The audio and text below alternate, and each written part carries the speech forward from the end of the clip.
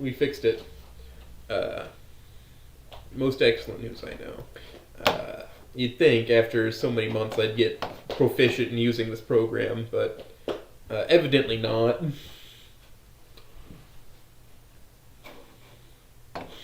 So today we have Voidedpawn, of course. How are we doing? We are doing pretty good. We're doing pretty good. Had some family come over today, so And I went to some been a nice family couple today. days.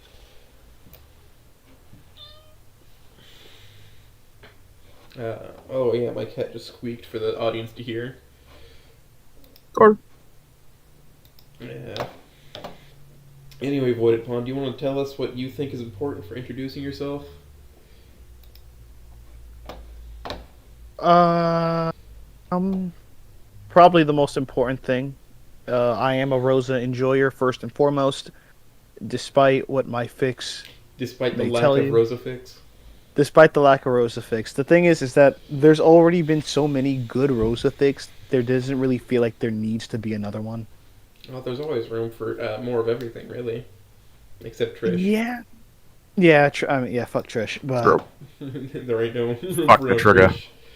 I'm sorry, not sorry. Trish is just terrible. Just Yeah. mid at best, just insufferable at worst. Yeah. So, yeah, I was. I mean, I love Rosa. I love me an energetic, kind Latina. However, with I was if I was gonna write Rosa, it was going to be too similar to stuff like Garden of Rosa, Yeah. which already got completely Yeah. finished. Oh, is it done now? Or the Y- fate's done, but the mod isn't still, I'm sure. Nah, sadly not. Sadly not. Still waiting for when it finally gets finished They so I only can have play the through bad that routes one. available. Of course, yeah, yeah. Mm-hmm. Uh, I guess the list of your works is you completed to our Heaping Hill of Heather, and it's all in the cards. Yes, I have, and I am currently working on Heart Held Up by Strings, which is the Judy route fic. Very nice. I know a few people who are excited to see that one come out finally. To Yeah, restart, I put. even the first chapter was months ago, wasn't it? Oh, it was 4 months ago. I wrote the first chapter very. I wrote it right next to the first chapter of Heaping Helping of Heather. Yeah. But the thing is, I want it to be like Swan or even like Iorn, people who can write like multiple fics at once. That's a unique skill. Yeah, but like the thing is that I get a lot. I'm a very not focused, just it's hard for me to focus on multiple things at once, and I really like putting all of my attention on one thing. That's a So reasonable response, I think. Having being able to put your attention on one thing. Like I do multiple things here. I don't know why this is showing the YouTube Studio thing. like I try to write both. I tried to write both for a little while, but I found myself mainly just writing Heather. And at some point, I'm like, you know what? Let's not even pretend that I'm gonna finish the second chapter of Judy's fic anytime soon. So I just put all my eggs in the Heather basket. And yeah.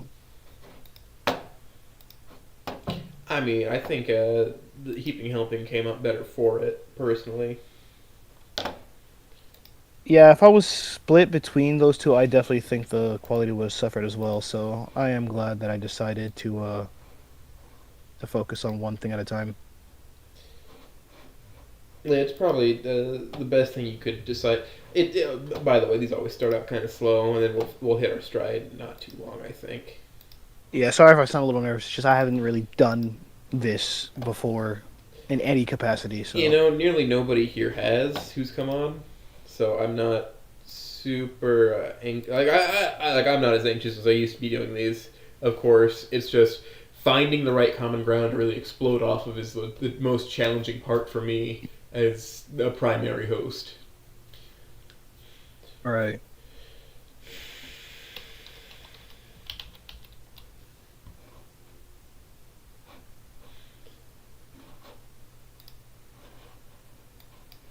Uh, have behind you. I've put something at least, just so there's movement going on. Awesome. Yeah. So do you want to dive into what inspired you to start writing? Oof. All right. This is gonna be a little bit of a long story. We love long So stories. yeah. So I started writing when I was 13, and it was mainly just as an emotional outlet, and so I didn't care at all about any kind of story writing or things making sense or none of that. And it came out as well as you'd expect, you know.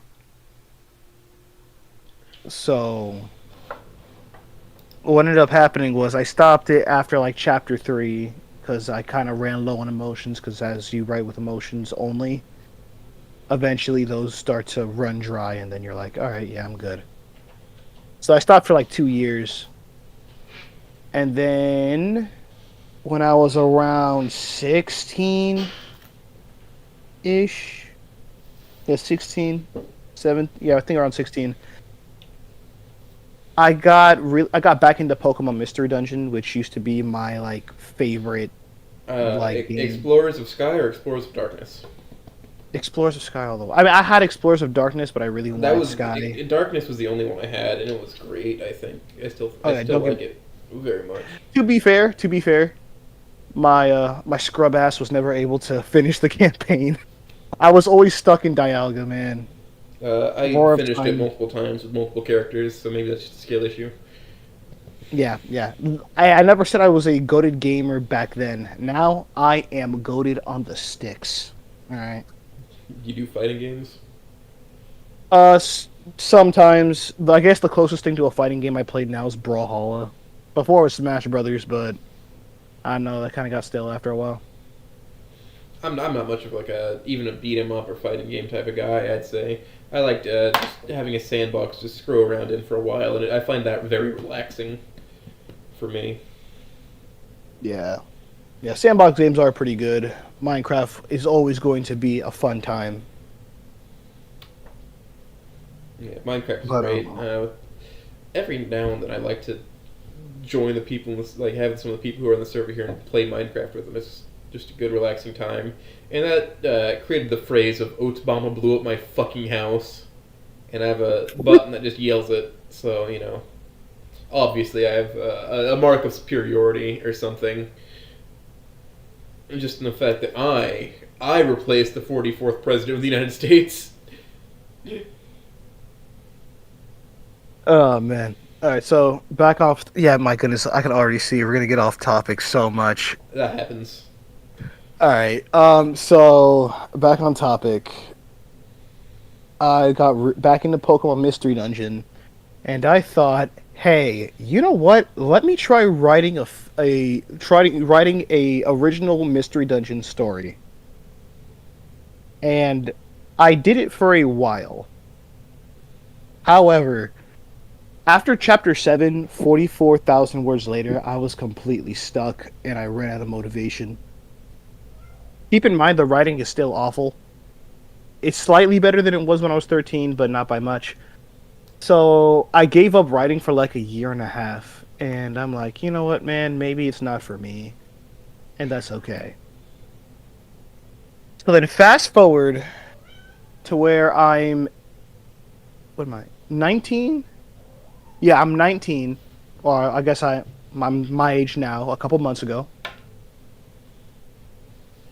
I'm still in college, and I'm bored as hell scrolling through my PlayStation, through the PlayStation Store, looking for new games, and I stumble across Goodbye Volcano High. Ah, yes. To start with, Sin. Yes, I'm like, huh, that looks interesting. Let me go look up a review for it.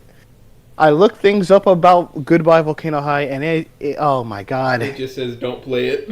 Yeah, don't play it. Snoot Game is better. I'm like, what's that? So I go online, type in Snoot Game, and then I get a free experience. I'm like, you know what? Fuck it. I'm bored. I have nothing to do. I'm just gonna do this. Probably play for a couple hours, head to bed, and go to school tomorrow. You pulled an all-nighter, didn't you, Void? That was the first all-nighter I've ever pulled in my life. That was the first time I ever broke dawn. And it was because... So, I played through the whole thing in one sitting.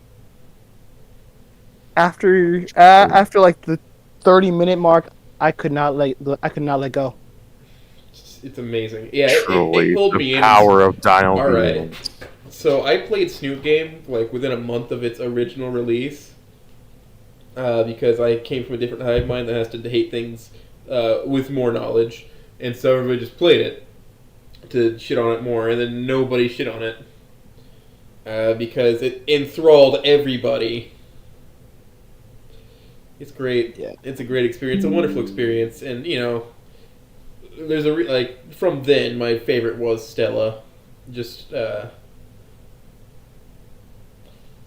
Yeah, I like mean, her personality better. She equates to me better. like Stella, I could definitely see the appeal. Like, I would say Stella is a close second. I mean, obviously, it looks like your writing history. Yeah, Card yeah. posters stay winning. So, That's fine. yeah, I played that. I found out that Cave Anon made another game called I Wanna Hug That Gator, locked behind a $15 or $20 price tag. I'm like, you know what? This was so much fun, and I love the story so much. I want to do it again. It might be So worth it. it might be worth it. I spent $20, and about 20 hours later, I'm bawling my eyes out watching a paraplegic gator dance with a human with shades. I don't think she's quite And paraplegic. She's still, if she were, her tail wouldn't work. would it? She has like a It's from the degenerative list. nerve disease that happens in her knees, I think, because she wouldn't be able to do like the little shuffle if Yeah, she was little shuffle. paraplegic. Yeah, yeah. So a nerve diseased gator dancing with a human. It was just, it was perfect. All of it. Oh, somebody's asking what your ending order was for both of those two. Okay. Let me be very clear. I got ending 3 for Snoot, and then 4, and then I played Wani. I got ending 4. I got ending 4 for Wani, and then I just watched Humo stream for all the other endings because I could not. I could not suffer through all that, and I'm glad I did because E1, man, I didn't even play through it, It's a and I societal tragedy. yeah, E1 is a yeah, societal tragedy in both games. yeah. I'm gonna remember. I'm gonna remember both. It scarred me horrendously. I'm quite able to move around it, but Yeah, doesn't mean I didn't feel it. yeah, I felt the pure depression that came out of both E1s. With yeah. Olivia, I wasn't. there's better hope of her coming out of it at all. Even then, not much. Yeah, they Probably both. quadriplegic after it. Oh yes, Yeah, I'm going. no, yeah. Like it kills you in very different ways. They both kill you in very different ways. For like Snoo E1, you could say, of course, it's worse because people actually died. But for what we know, it's Naomi, which look, I'm okay with Naomi. We're on semi good terms, but is it a real big loss in E1? Probably not. And then Nazar, who's is an actual tragedy, and then of course Fang. But they mainly kill you with quantity. It's a school shooting with 8 victims, and it is horrible. But then there's something insidious about E1 Wani. Because unlike with Fang, where it's the perfect storm of everything going to shit, you see Inko make the worst possible decisions at every possible opportunity. And the ending result wasn't, it was just the consequences of what he did. It was all him. Oh, well, that'd be disingenuous to say it was all him, but he definitely, he was He definitely, had a lion's share of the wrongs. yeah, he had a lot to do with it for sure. So they both hit you in very different ways. Mm-hmm. But but yeah, after Snoot and Wani, I'm like, I want more, and I don't see any more, so I get sad. Fast forward to a couple weeks later, I see that there is a Discord. I'm like, you know what? Sure, let me see Which what one this is about. first? The Snoop Club or the Humo Corp? Snoot, Snoot Club, Snoot Club, Snoot Club. Yeah, I've only started being any active in there decently recently. But I'm already making myself somewhat known, I guess.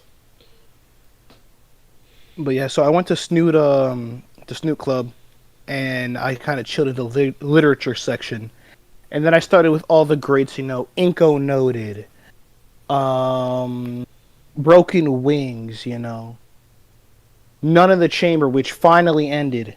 Yep, I did it very recently. I'm excited for what Yeah, he puts out next. yeah, he's talking about an E4 scenario with Fang, so I'm very, very excited. I bet Karma is too after writing just After pure writing, depression. yeah, after writing that for so long, Mike, I'm yeah, I'm just happy being for him, pal. It's great. Yeah, I am too. I am too. But yeah, so I got into reading a lot more fics, and I start looking back through Snoot, and then I notice a lot of little things with like how Anon interacts with Stella, and then I see where like a lot of people asking for like Stella routes or Stella routes that got canceled. We want a Stella fic that isn't E1, and I'm like, Oh, you know that what? isn't Bad Apple. Yeah, that isn't Bad Apple. I'm like, you know what? Fuck it. Let me give it a try. So, yeah. Yeah, Not E1 or the NTR filth that people Yeah, write all yeah. the time.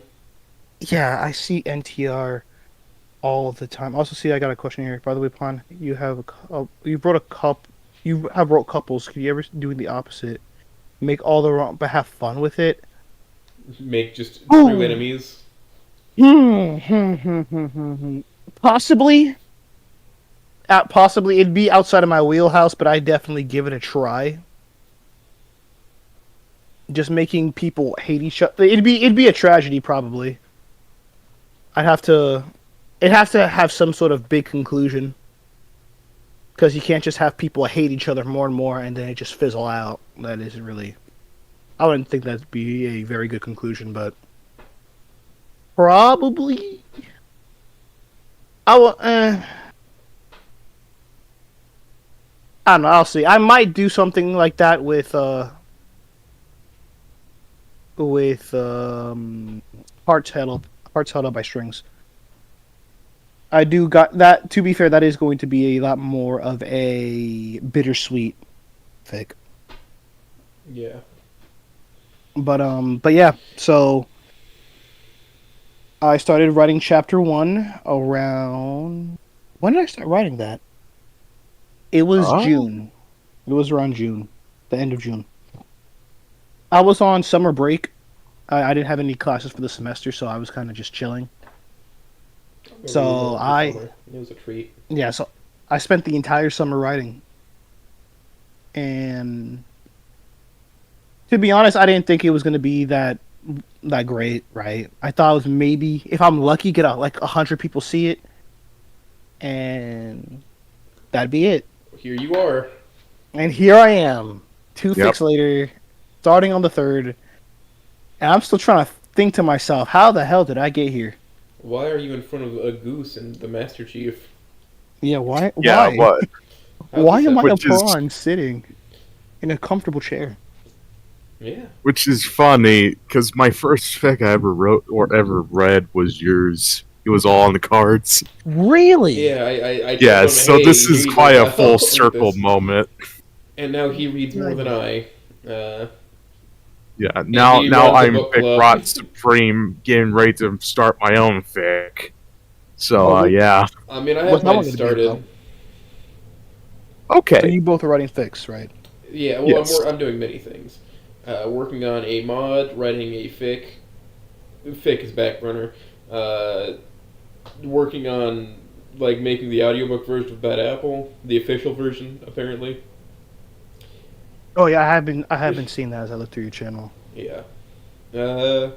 We kind of improved quality at Chapter 3. There's actual background noise, not just silence. Yeah, if you haven't, give Chapter 3 a listen. We've added music in, Mm-hmm. and we've added some sound effect in. Well, all of them have. It's always had sound effects whenever something happens. Yeah, but we That's because really Reed's a little called goblin them about that. it. Mm-hmm. Reed will just go rogue, add sound effects, and that's why we love him. He's a great guy to have working on audio. Yeah. Nothing but praises. Until he's in here, then I'm gonna start making fun of him.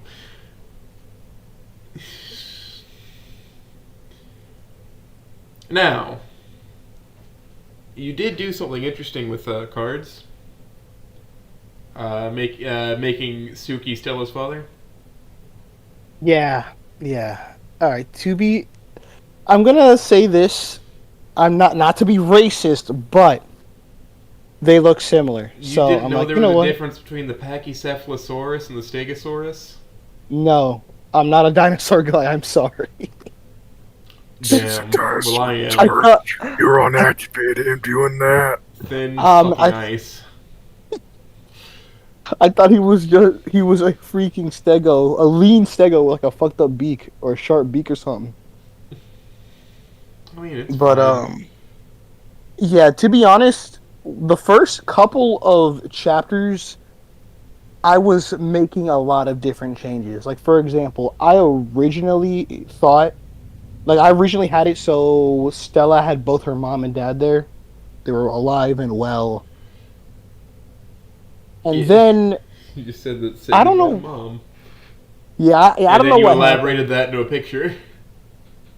Yeah, I thought it'd be slightly more impactful, give a layer to her character, I guess. That while she does have a more cheery demeanor, it's not exactly who she is full time Yeah. or how she's always feeling. When you decided to kill her mom in cold blood, did you give her the anime haircut of death? The ponytail over the shoulder? No, No. I don't even think I that was your specified mental that. image. You I bring don't. up, I you didn't bring even up have Full it. Metal Alchemist, and you don't think of Trisha Elric's death. Okay. Yeah. To be fair, a good reason, a big chunk of the reason I started writing this fic was because my brother kind of also likes Snoot content, and he's way more of a weeb than I am. Like, way more of a weeb. So I ask him for, like, if I have any questions about anime, I usually ask him about it. But yeah, I don't get me wrong, I'm not a normie. I know the good shit. You know, you got your Jujutsu Kaisens, Doctor Stone. Those are Right. both very surface level normie shit. Dog. Okay, fuck you. Let me have this. Let me have this. But yeah, Listen, tell me when you get through Golden Boy. JoJo is always gonna be a good ride. Fist to the North Star, Golden Boy, GTO, which is not a racing thing. It stands for Great Teacher Onizuka. Gunsmith Cats. All of these are good non-normie options. And none of which I heard of. Yep, damn it, I'm a normie. Yep. Fuck. Don't worry. Golden Boy's easy enough to find. Well, Fist that of just the North makes it Star's fun. from Crunchyroll. Start there.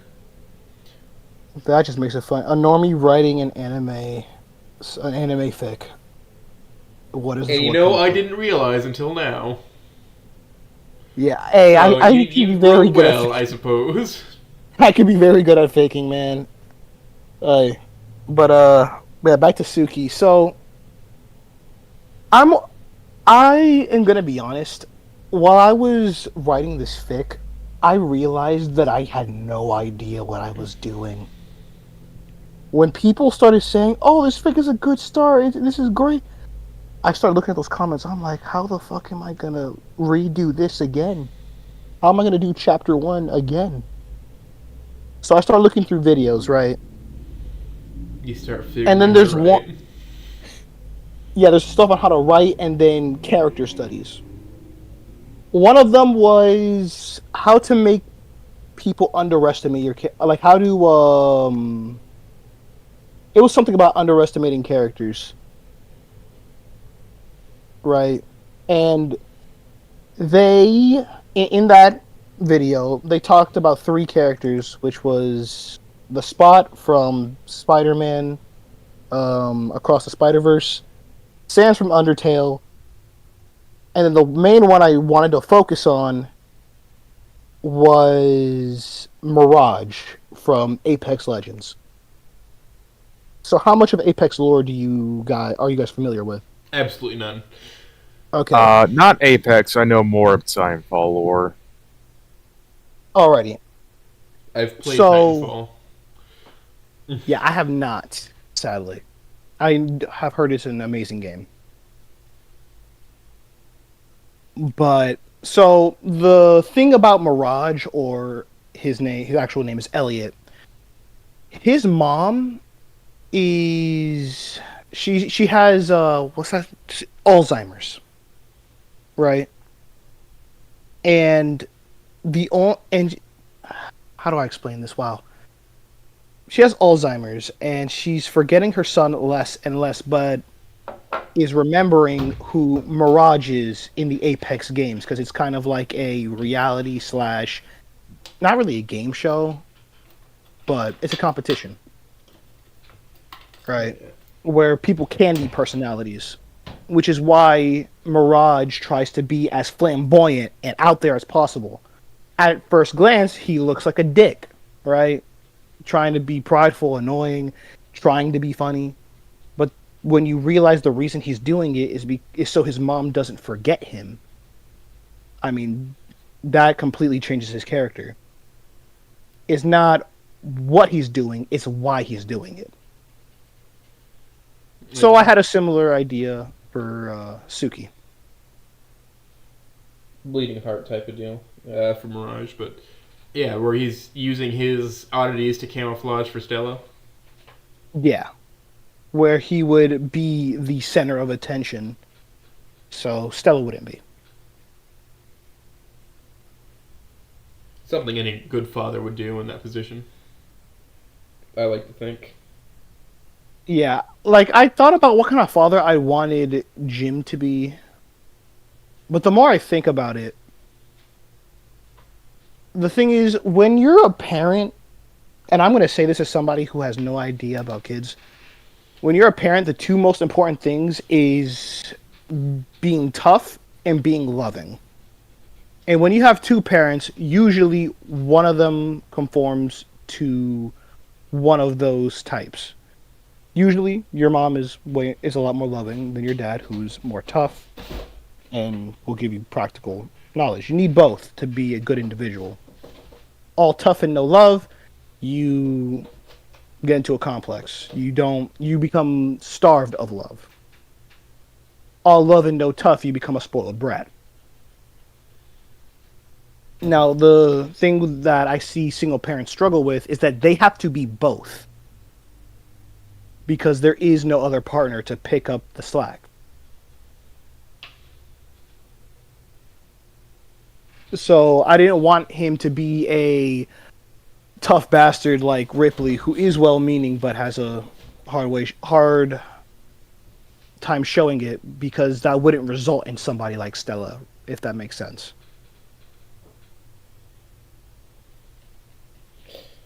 Stella comes from being in a family of understanding. Yeah, I kind of had to work backwards because I know who Stella is. So how do I? Why? Yeah, why is she that way?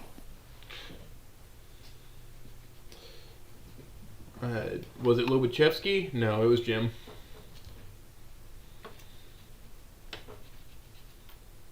Lobachevsky's an old mathematics professor who was really famous in the 50s. Oh, there's my piece of trivia for the day. Yeah. There was a song about him written by Tom Lehrer. Uh, and my cats are scratching the back of my chair. But yeah, I mean, it's I like the way you characterized him. I like how you changed him to be. I guess not changed. There wasn't much character to start with. Expounded upon the character that existed. Said why he does what he does. I enjoyed that. I enjoyed that you gave screen time to him. I like it when people take background characters and give them a little bit more spotlight. I'm very happy that you did. Hell, I was rereading it on the way home today because I was riding with my dad. Back to his house so I could drive to mine. I enjoyed it. You came up with you came up on your own of another really good character, really fun one of Miss Margaret. Yeah. I wanted not a mother surrogate, but A mother-like figure. a mother-like figure in her life. Because I still have to explain how she got into tarot after all. So I thought, you know what? Why not make it cute and have a nice old lady in the center of it? Because who doesn't like old ladies? I like old ladies to a degree. Me too, to a degree. I can tell you somebody who likes them more. Yeah. But hey, we do not judge. We do not judge. But beyond that, where did your main idea for how she acts come from? It was primarily a customer that I met in my old job at CVS. There was this amazing old lady that came in with her caretaker. Her name was Miss Nancy. She was such a peach. She was always nice when she came in, and her favorite thing to get was chocolate turtles. That is my favorite thing to get at the CVS. But yeah, she was definitely my favorite, and she'd come by every so often. It'd be awesome. So I thought, when I was making the character, why not emulate some of who she is? So, a couple thousand words later, she is alive in written form. And now immortalized.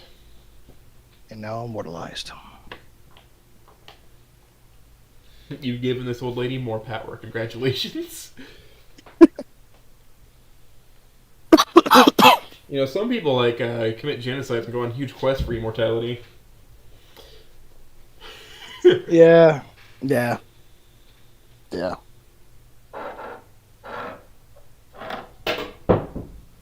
My cat has knocked your dice off my desk. Oh, that's got to be wonderful. Yeah, it's the heaviest die I've ever seen at the standard D20 size. So I assume you play D&D? I do play D&D. I've been trying to get into it for the longest time. There's find a good group. Yeah, I can't find a good group. Go to I a got game store. everything. Go to a game store. They usually have nights for it. Yeah, I'm gonna start going to my local game store, seeing if I can find anything. I You got the can book. put yourself in Reed's raffle because he's going to give away I think 5 spots for a Pathfinder campaign. Which Pathfinder is similar to D&D, similar enough that you should be able to work with the books and knowledge you have. I know that lowers my chances of getting in, but hey, if you want to play a game on a semi-regular basis, then you might submit yourself to his raffle. I just might. Also, Jack Pass is trying to do the broken English, but he's forgotten. Oh, hello there! You no true TH, the ZH. ZHR. Hello there! How are you doing today? That's how you do the Asian accent.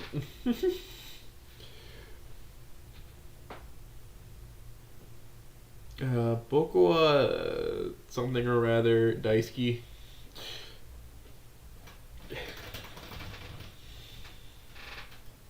Now, switching gears a bit, what was your source for how Heather should act? Did you take any inspiration from existing Ooh. a characterization when you started writing Heaping Helping? When I started writing, okay, the way Heather came about was a little silly. So, back during its inception, originally I wanted to make a Anon slash GVH Trish fic. Mm. Because I saw a little interaction in. Somebody posted it somewhere. It was Anon teaching GVH Trish the word trigger. And it was the funniest thing I've ever saw. And I'm like, I want to write this. I want to write this. So then I get to thinking. And then 5 minutes in, I immediately realized how out of my depth I am when it comes to writing for Trish. Because the thing is, Trish is such an unbelievable cunt that she is, in a way, either directly or indirectly, responsible for about 90% of the problems in Snoot. Despite making up whatever percent of the population, Trish commits 90% of crimes in Volcano High. Yeah, it is, like, I tried thinking about all the ways she'd be different, and then I realized, holy shit, there's gonna be no conflict. It's just everybody hate you. Because without Trish, Fang doesn't become a social pariah. Possibly doesn't. Actually, I don't even think she becomes non-binary at that point.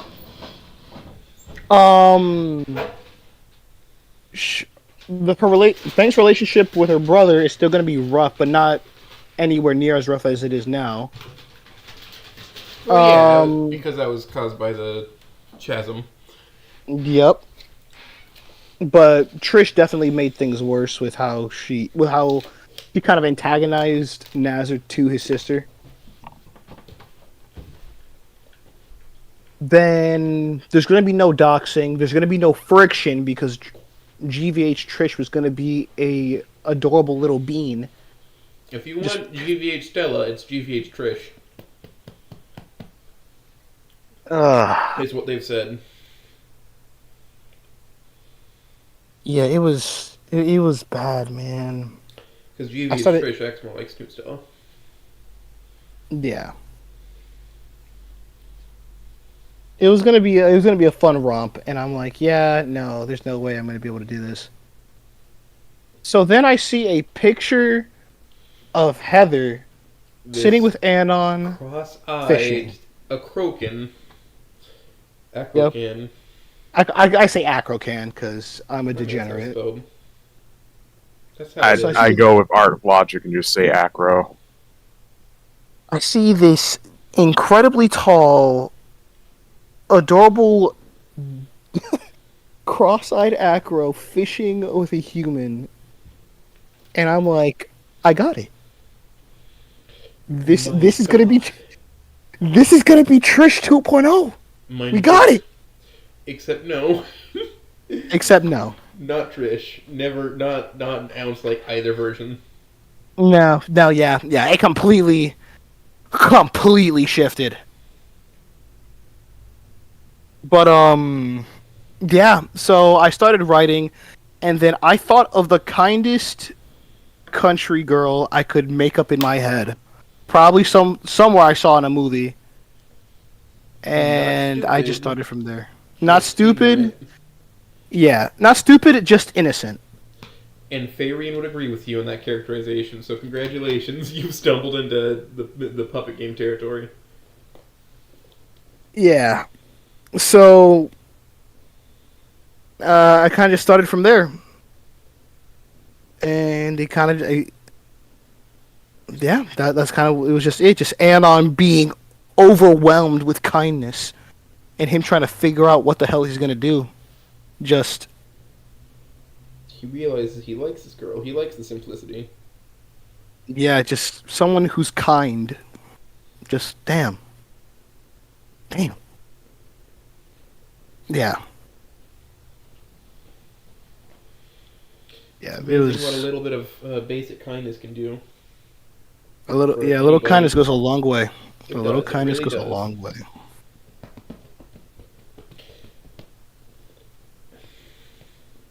Heather's great. I have a very short list of my favorites. It's hard to get onto, but it's Stella Rose and Heather. Heather's a That sweetheart. is one. Yeah, she really is. She really is. No other way about it. Just a sweetheart. Don't need anything Yeah. else. No ulterior motives, just love of the farm and love for her little squishy boyfriend. She just likes the squishy things. Not the living way, I swear. Ugh. But yeah, it was supposed to be a fluff fic, which for the most part it is. But then I was kind of talking to some other people about it, and how it's a little bit boring. So I thought, all right, let's add some Trish fucking everything up to spice things up a bit. But yeah. Aside from Trish being a cunt as always, and family friction with Fang and her mom, and then later Nazar and Fang. Just patching things up, making it all better. And then Heather gets invited over too. It's so sweet. Yeah, in the fic, I wanted Samantha to have a mother-esque role More to than Anon. just a boilerplate character like this. She has to be here for a complete family. Yeah, As opposed to just being like the bananas in the cereal of a balanced breakfast catalog says. yeah. Oh, I wanted there to be something, but then I come to realize, with somebody as temperamental as Fang, how are they gonna reconcile the fact that a random skinny is getting more attention from their mom than they are? It's gonna be difficult. But then Yeah. he's gonna be like, oh, he's just a charity case? It wasn't really like that. It was, I mean, she kind of knew he was a charity case, but was still really pissed because, like she said, I was right there. All my mom could talk about was and on this and on that, and I was right there. And as somebody who already feels like their family doesn't like them, I mean, it's gonna be the nail in a coffin, right? And the only way I saw them really the only way I saw Samantha snapping out of her not delusions but ignorance of everything is seeing just how much that hurts Fang. That lack of acknowledgement, that lack of care. Not lack of care, but yeah, mainly lack of acknowledgement. Because I do believe that Samantha does care about Fang. Yeah, it truly gets her. By the end of it, she gets her. Yeah. Which the striving for understanding is the most important thing that Samantha could do at that point, I think. Yeah, that's all. At the end of the day, that's all Fang wanted from her parents was to be understood. Understood and accepted. She was already accepted, at least by her mom, just she never really understood.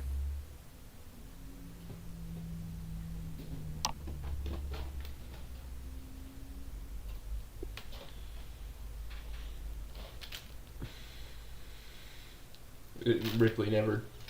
I guess he does start to understand a little better by the end, but he just still doesn't like Anon, despite the fact that he's not even gunning for his daughter.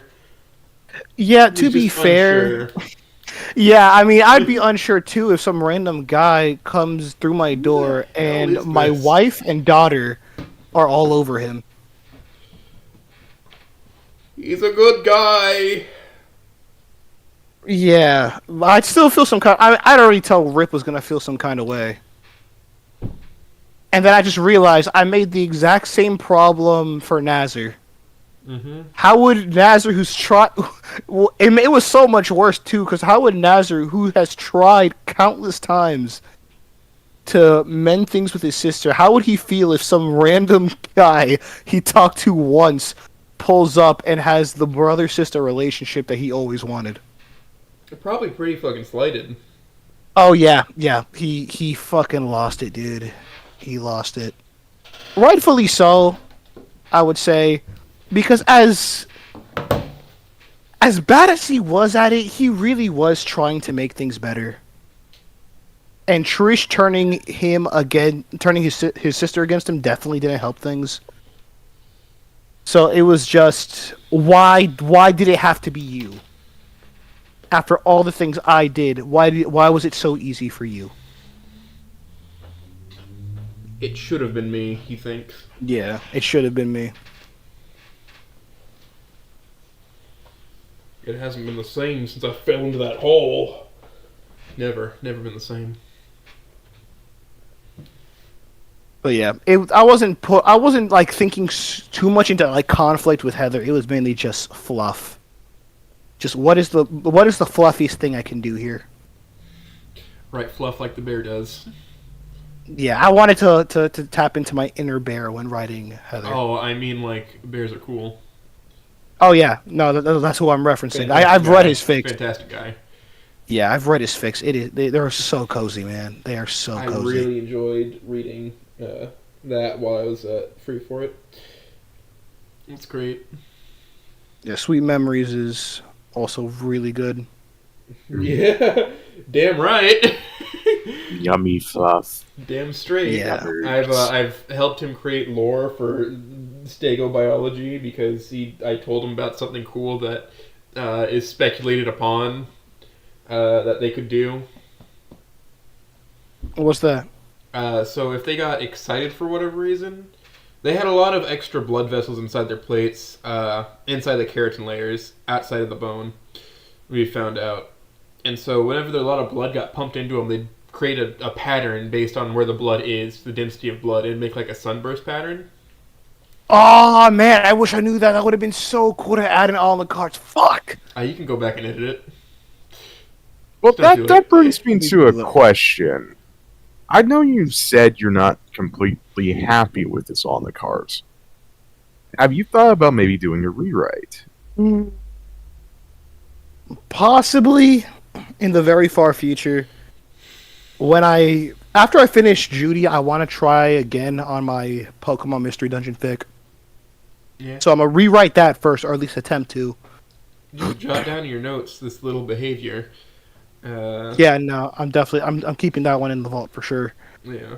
Now we don't know if it's like as a sign of aggression or like the other kind of excitement. Who's to say? I imagine both. If it's a mating display or a combat display, we don't know. We just know that that's what we predict could happen based off of modern animals having the ability to pump blood into those types of structures and change their colors a little bit. It's not a lot. It's just like the keratin's slightly see-through and it has a natural pigment of like a brown or whatever. But then once you pump more blood into it, more fresh blood, because blood turns blue when exposed. Like, it starts turning blue. Right. Right? And then because iron rusts, it turns red in the atmosphere. Well, they're pumping it up there, and there's a lot of iron in there. It's oxygenated blood. Deoxygenated blood is blue. And so when they pump fresh blood in there, because that's just where blood would settle, slow down a little bit based off veins. Maybe? I don't know. They haven't recreated a circulatory system or anything. That'd be way too autistic. They pump freshly oxygenated blood into their plates, and it makes a cool pattern instead of a very dull kind of brownish gray sheen. That would be more usual. Yeah, if I ever get to doing that rewrite for on the cards, I'm definitely gonna add that, man, because that is, I can already see so many cool things. It's a useful application, I think. Yeah, the two main places I would use it would be for fluff, and then when Stella got super pissed at Trish that one time. One of the few times Stella will ever swear. Yeah, well, ever whenever swear. Trish exists. Have you played the T-word mod? Or have you not been touching mods? I haven't been touching mods too much, to be honest. I've mainly been doing fic writing along with some of my other hobbies. Yeah. But yeah, I haven't really been doing mods all that much. I mean, we finally figured out the name for the Columbo mod, so it's not just Columbo mod. I did play Hold On to Me, and I'm gonna say right now, Tiffany, best out of every character there, hands down. No, it's true. Yeah, like I've said on the server, if Hold On to Me ever gets a second route, I hope it's Tiffany first. Even though Yeah, I love the little trash goblin, I think she deserves the second route. yeah, don't get me wrong, Trash Goblin, yeah, it's fine, but Tiffany. I know that Listen, I am the a trash creators, goblin. I dumpster dive for cool stuff all the time, man. like I know that like one of the devs for Hold On to Me went on record to say that they would actually write a fic for Tiffany, but if they don't, I will come out of retirement. I will stop everything I'm doing and start writing a Tiff fic. I mean, Devlog has a Ooh. lot of routes already, and I had Receiver K, and he artificially padded his runtime on an interview by just being like, "All right, here's Devlog, go play it real quick."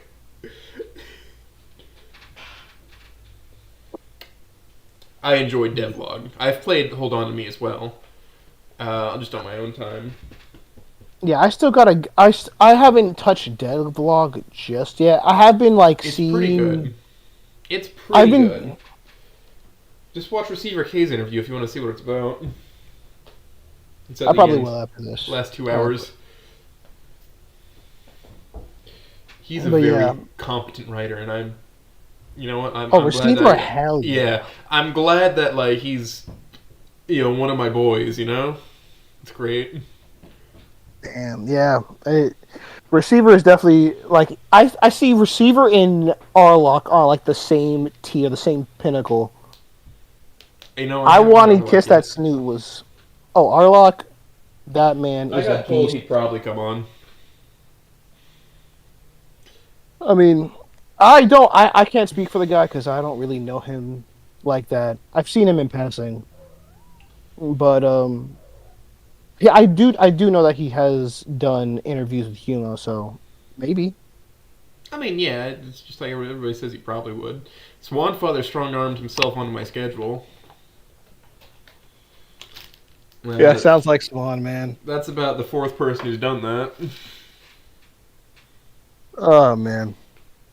The first one did was no, it was Farian first kind of did it because he approached me because I wrote something fucking cryptic in his comment section. Not even words, it was a sound. It was onomatopoeia that I wrote in his comment section, and then he came up to me and just like, "What do you mean by this?"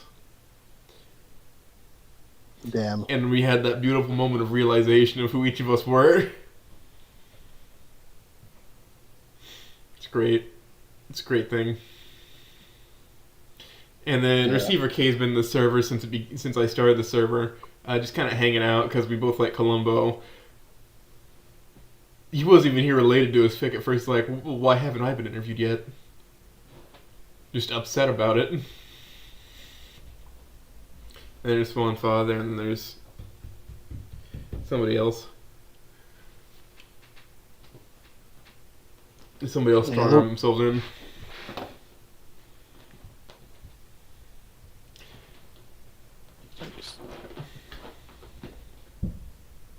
Sierra, do you have something you want to ask before I continue on my tirade? I guess outside of Hard Stuff on Strings and that Mystery Dungeon fic, there's any other you have planned? No, actually.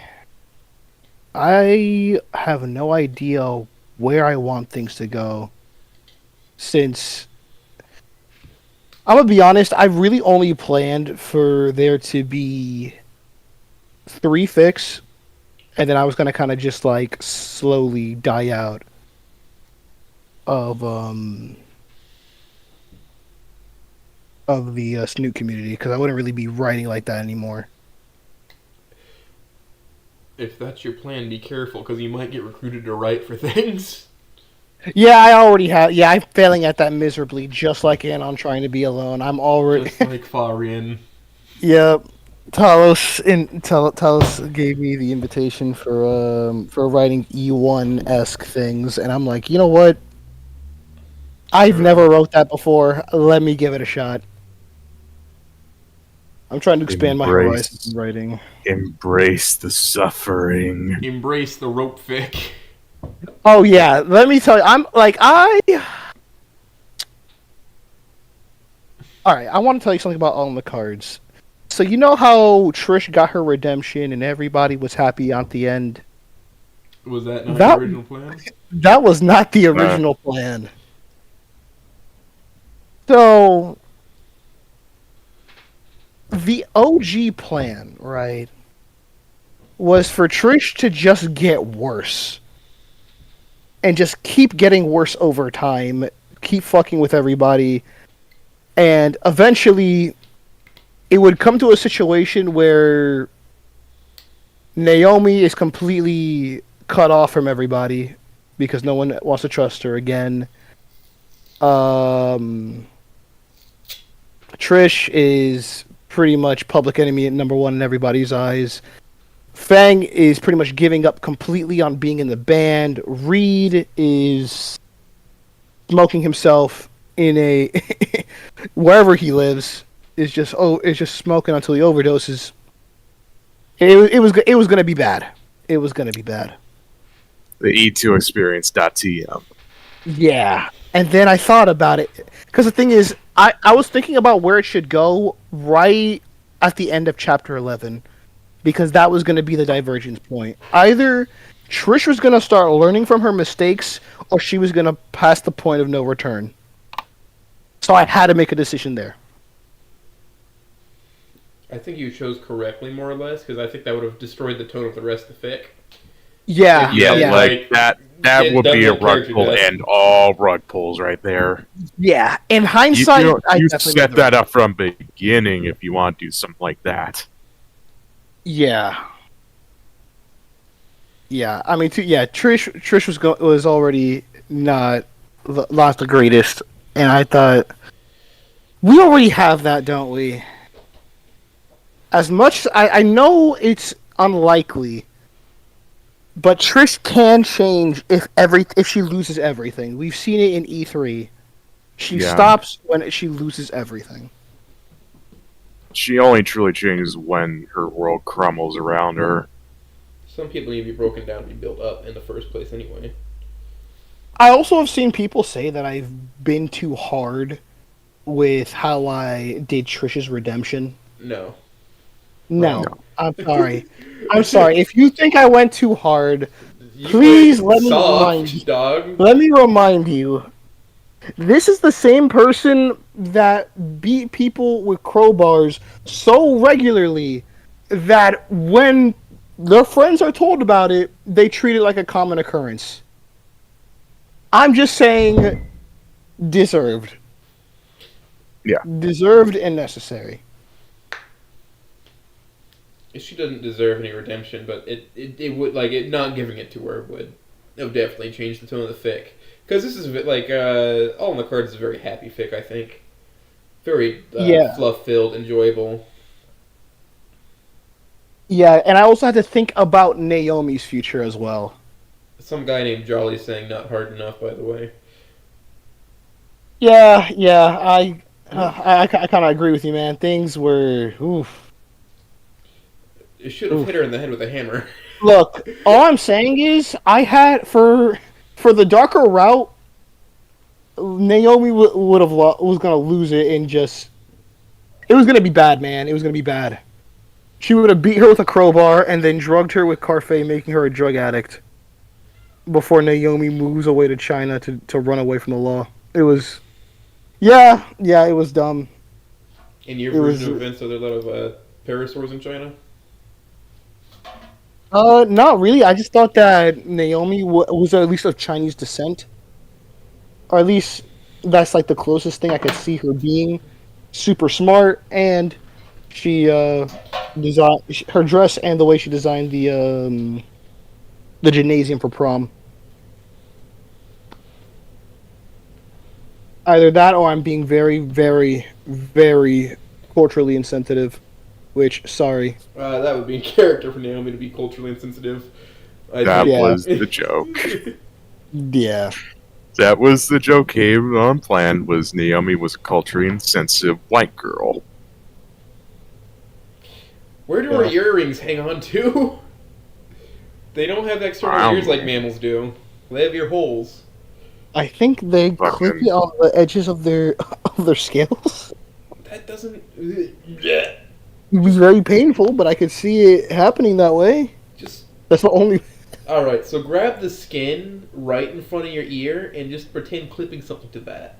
That gives you a headache to hold that, right? Oh yeah. That's good. You know what they say? Beauty is pain. There is a nerve bundle, there's a bunch of nerve bundles in your face, and that's one of them that really fucking hurts. No. Who knows? Maybe dinosaurs don't have nerve endings near their ear holes. I don't know, or maybe they just have ears. And we just never knew. I mean, you're thinking about it all wrong. They hook them like Christmas ornaments through their ear holes. It's awful. No, I think they probably just clipped the hair or something, maybe. I mean, Could also, like, it's not out of the realm. I guess, hold on. Let me pull up Laser Sprite. Let me open up the game files real quick. Images. You have no idea how much I have to do that when I'm writing my fix, man. I have to. I either open the game files, or if I'm too lazy, I just they don't have ears. Cool. And just go to the part where I need to do research.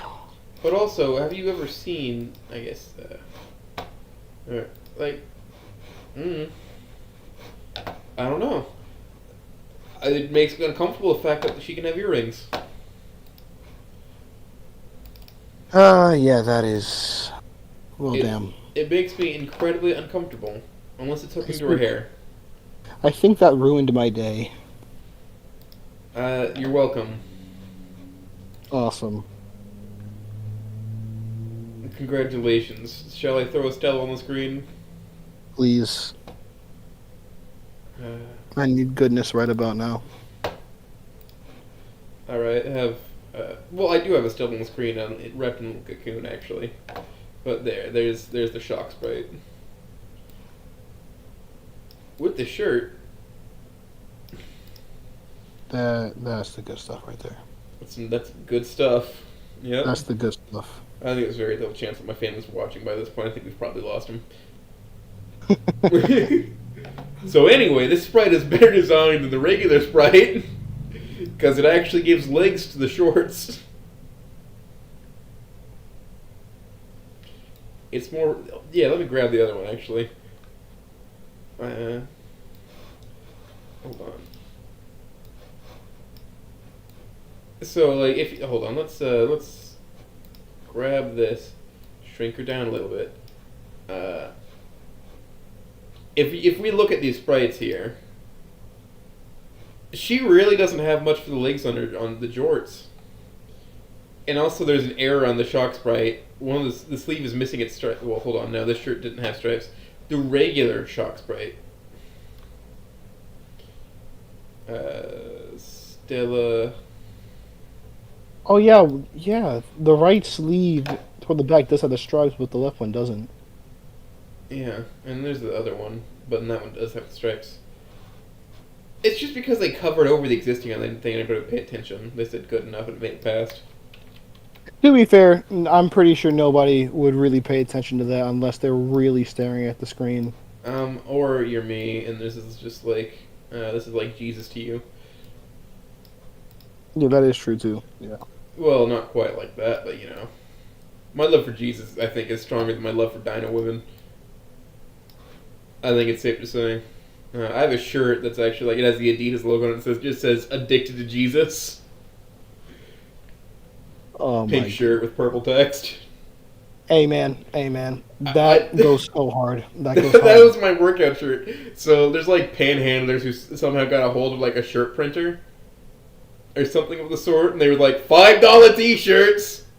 And that was one of the shirts they had. So my mom bought it. While I was there, I'm like, they're not giving any money to charity, Mom. At least you're getting something, I guess. We're Hey, selling man. shirts. Why? Just cause. All right. But like, it's a good shirt. I wear it for a workout shirt whenever I work out on those occasions. And it spreads a positive message, man. Yeah, I'm addicted to Jesus. Also, I really like this dress design that they use for prom. Nice and simple. Yeah. I don't know why I'm reviewing these. Hello, my brothers.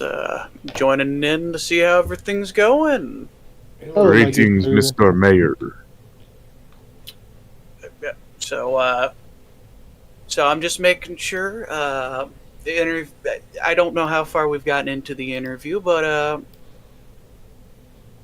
what have we covered so far? A little bit of a wide reach. Yeah, we haven't really been super in depth on anything. We kind of been just. We've been talking Oh, my around, goodness. getting used to the flow of conversation. So you see, I'm going to throw a curveball here. So, Mr. Interviewed, good old Pawn, as I'm just going to call you. Have you written anything before Snoop Fix or anything? Yes, I have. Oh, you're But on there's the no- screen. It's never been posted to the public though, and it never will. I'm guessing it's because you feel like it's just not up to snuff to what you would want to write in the Oh. first in post. Let me tell you, it is horrendous. Like 13-year-old edgy stuff, man. It's not good. It's not. How much leather is in those stories? Not enough. I wish there was. It'd be so much better than what I wrote.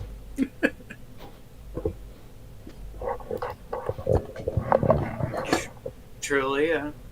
But I've written here and there, but Snoot Fix have been where I've really been stepping into my creative stride. So It's a has really it good helped? backdrop. Has it ended up helping maybe encourage to write your own unique narrative of its own just story, not related to Snoot or Wani or anything like that? I've thought about it, but I'm not super sure. I'll have to think about more of like what kind of story I want to tell. But maybe someday in the future I might. OCs are a very tricky thing after all.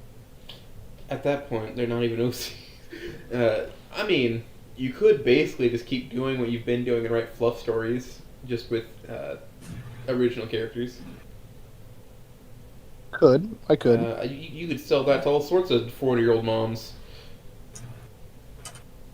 I wonder Yeah. why. I wonder why you're making that joke, Oates. No, I wasn't even thinking about that, Reed. Get your mind out of the gutter. No, I'm sitting there. It's not gutter. So-called explaining your mother, another interviewee's story, and her being interested in it. Reed? Very nothing guttery. Don't know what makes you think that. You What did you feathered find, biped. Lee? you feathered biped. Yes. I wasn't actually referencing anything in the gutter. I think that was just you. I just like saying get your mind out of the gutter. It's fun. I might. But no, I was talking about like those dime store novels. Oh, like Those what's it called? things. Oh, you mean those things where you got books that are written and they just have a state name in it? the books that have pictures of Fabio on them? Yeah. Fabio's a really muscly guy who's a model in the 80s. And The- he got also paid the- like $500 to do a bunch of poses with different props. So people just use pictures of Fabio for their romance novels. I will simply put this to help probably maybe ease your mind, because I do this with anybody that's writing or is trying to start writing. Not everybody's Tolkien. Don't try to assume that you have to write up to his standards or his quality. Sometimes it's good enough just to make shit up on the fly too. Yes. Because like he was working on like making an alternate history, and so does Sarge do that as well. But sometimes making shit up on the fly is all right. As long as you know, you reread As it and long make as sure you everything don't- fits. Yeah, as long Yeah. as you don't contradict yourself, making new shit up on the fly, it'll work for a long time. Just look Yeah, I'll at definitely Brandon Wool's say- work. Yeah, I definitely say a lot of the things that I've wrote. A lot of the best decisions I've made have been on the fly. Have been those last minute. All right, let me change this real quick. Fly by the seat of your pants, man.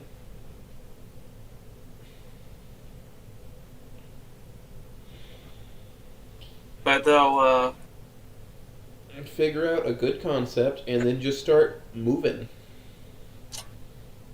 now here comes a good question. I don't know how familiar you are with this channel or who each person is, but we're currently doing like a little bit of a radio play and all that.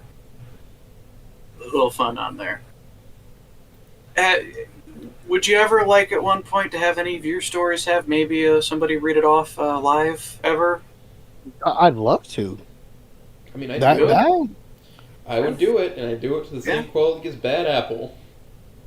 Yeah. Turns to Reed, signs him up for 12 more months. Turns around, looks at you. We're finishing Bad Apple first, or when we start streamlining it, and it's easier to work on. But yeah, I'd love to have one of my fics read. I'd either do it on stream or do it like full on, like how we've done it here. I'd probably have a different person voice Stella, honestly, as opposed to like Bad Apple, where it's just been me and being both leads. Yep.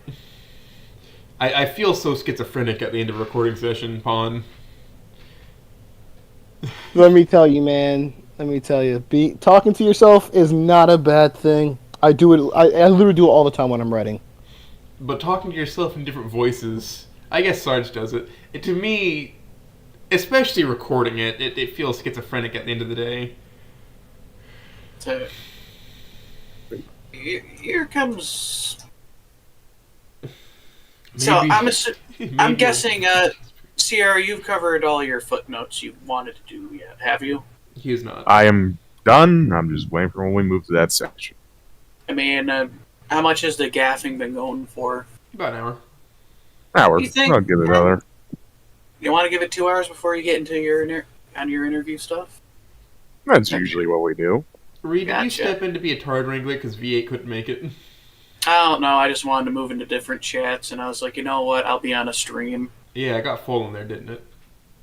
Yeah, but you know what? You know what? I'm gonna throw one up. Okay, so what's currently your biggest story that you're writing, Voidedpawn? That you to yourself, what you feel like is the biggest one, not look at what other people are looking at. What is the most important to your development as a writer?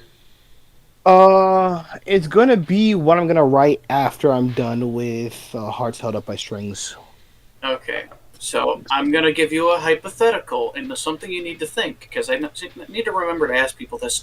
Where would you put Dale Gribble in your story? I'm sorry, who? Dale Gribble. Hank's neighbor from King of the Hill. He wants this in as many fics as possible. Yes, way. Rusty Shackleford. He who is unknowable. I'd probably have him as like a next door neighbor or something. I don't know. There we go. We canonized Dale Gribble and another Snoop fic. Great success. Great success. Huge success. I mean, most of Snoot Game is references to other properties. If it's not, they're like the core characters. Specifically a 20th Century So- Fox reference. Yeah. Yep. Suki is a reference to a character, Samurai Jin in Samurai Champloo, I believe. Yeah. He's a reference to that. Carl Dusky is obviously Carl Dewisky. I don't know how you can Jingo tell is that. Ringo from the Beatles. Or George. One of those.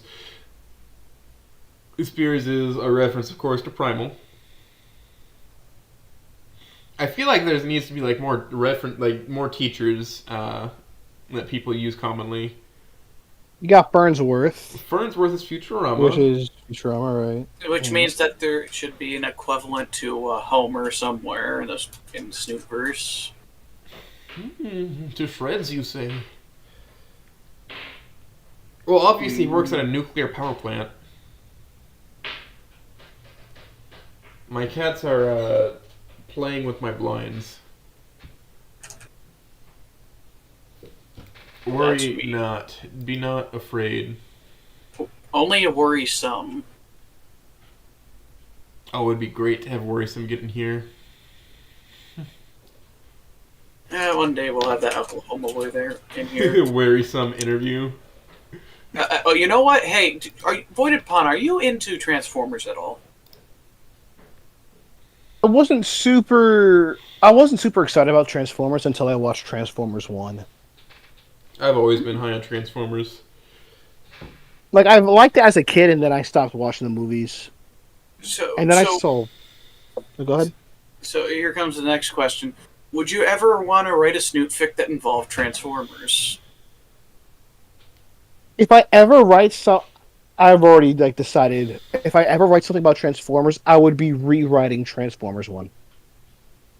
Really? Yeah. I love the concept.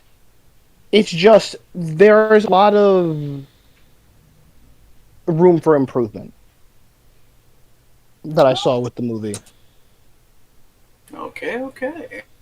Like, for example, the big conflict where Orion Pax, spoilers, by the way. I'm aware of the backstory of Optimus Prime and what it has been for the past 40 years. Oh no, this character that looks like Optimus Prime becomes Optimus Prime. Oh god. Oh dear fuck! But yeah, spoilers, guys. Sorry if you haven't watched any Oopsie Transformers doodles. movies. That's my bad. Sorry, guys. Quirky Aquarium? But yeah, their big conflict where D16 is supposed to be slowly getting worse over time. I don't want to say it doesn't make sense. It's hard to believe. Like that line that he drops to Optimus before he drops him, "I'm done saving you." Quick question, my good sir. When have you ever saved him? Actually, you probably right. They don't have something visible in the movie to give you that idea going on. Yeah, like if they showed him actively going out of his way, saving him over and over, getting injured or losing things because of Orion's hastiness and him getting more and more pissed, I would have bought that more. Also, why are we getting upset that D16 wants to murder the same person who killed all 12 of our best heroes and sold us essentially into mutilated people and essentially sold us into slavery? Well, why are we pissed that he's got to die? I mean, I understand the desire to kill somebody in righteous anger. It's just not the best way to go about it. Prison for life.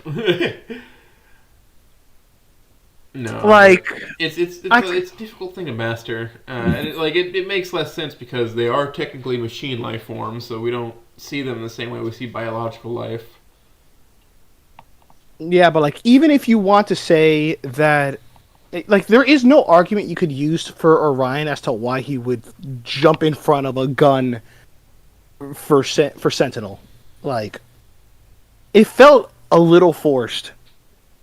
They just say we're better than this. Of course we are. We're not.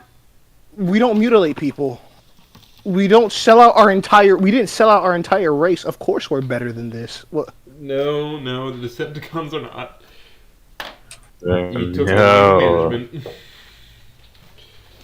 The Decepticon movement was corrupted very early on.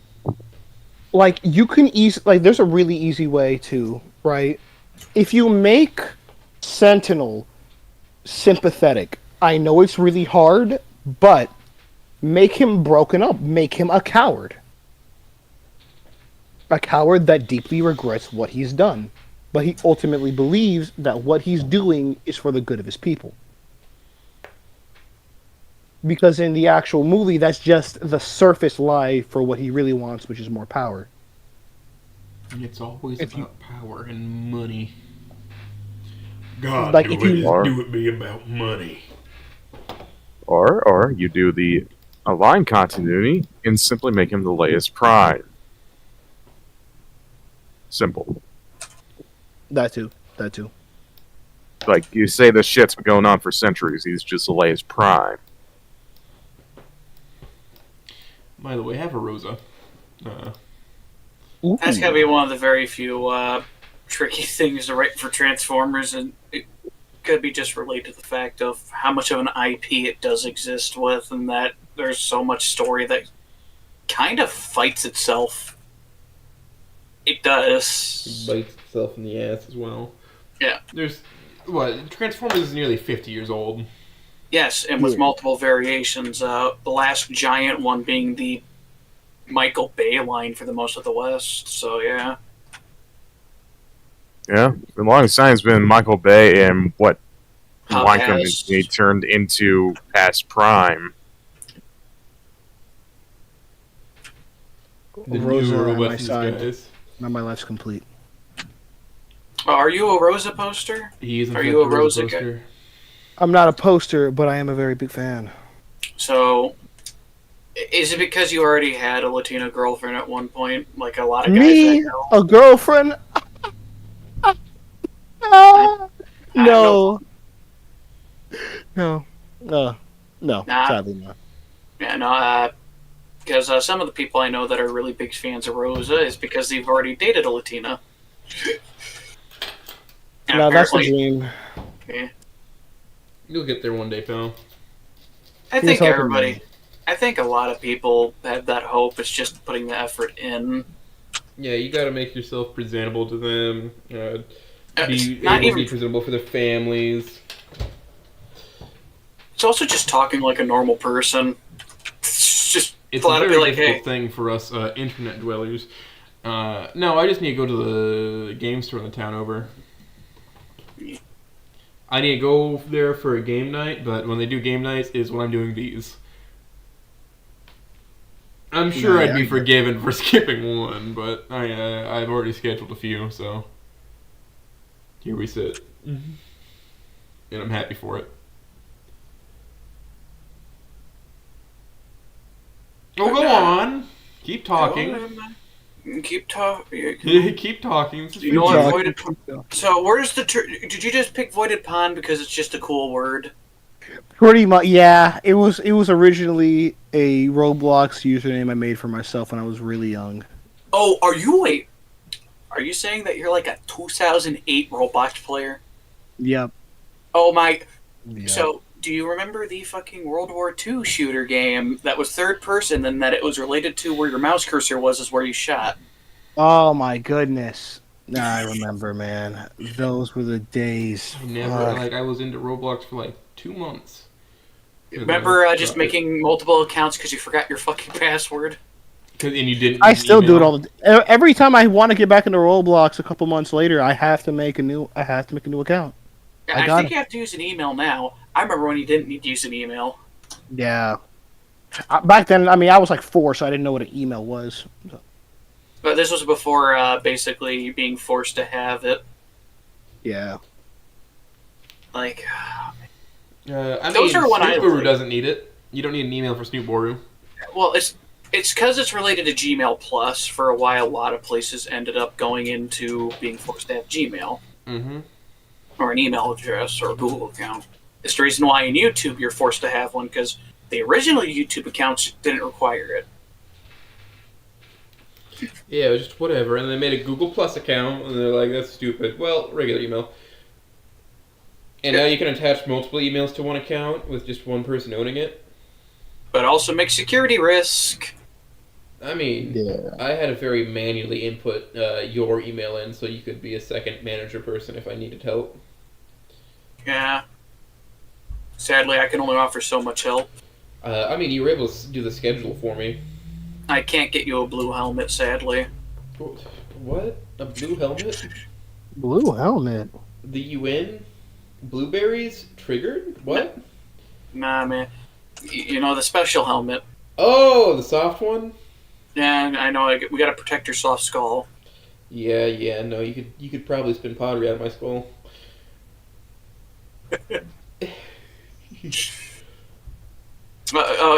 Also, yeah, I kind of rib the goose here often. He is basically My brother. Well, no. No, We are. I gotta ask this question. the Do you same work class. at a trade pawn at all? No, right now I'm going to school trying to become a nurse, but at the moment I'm not working. I mean, Ah. my brother's getting a doctorate in nursing. Damn. Hello, Yeah. Dr. Nurse. I mean, so I beat him to buying a house, but he's going to end up buying a nicer house than me in this coming year. And he's getting married. He gets to have the success story, I guess. Don't worry, Oates. We'll make it big. We'll make it, Eventually. all 80 subscribers. Gotta start somewhere. Gotta start somewhere.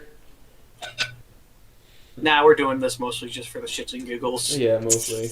If I do get to 1,000, I will do a Stella cosplay, so better spread me around, Pawn. If I'll you, do my full fucking modern face reveal that isn't just those old videos from when I was a fucking cringe-ass Nene baby. Oh, okay, so...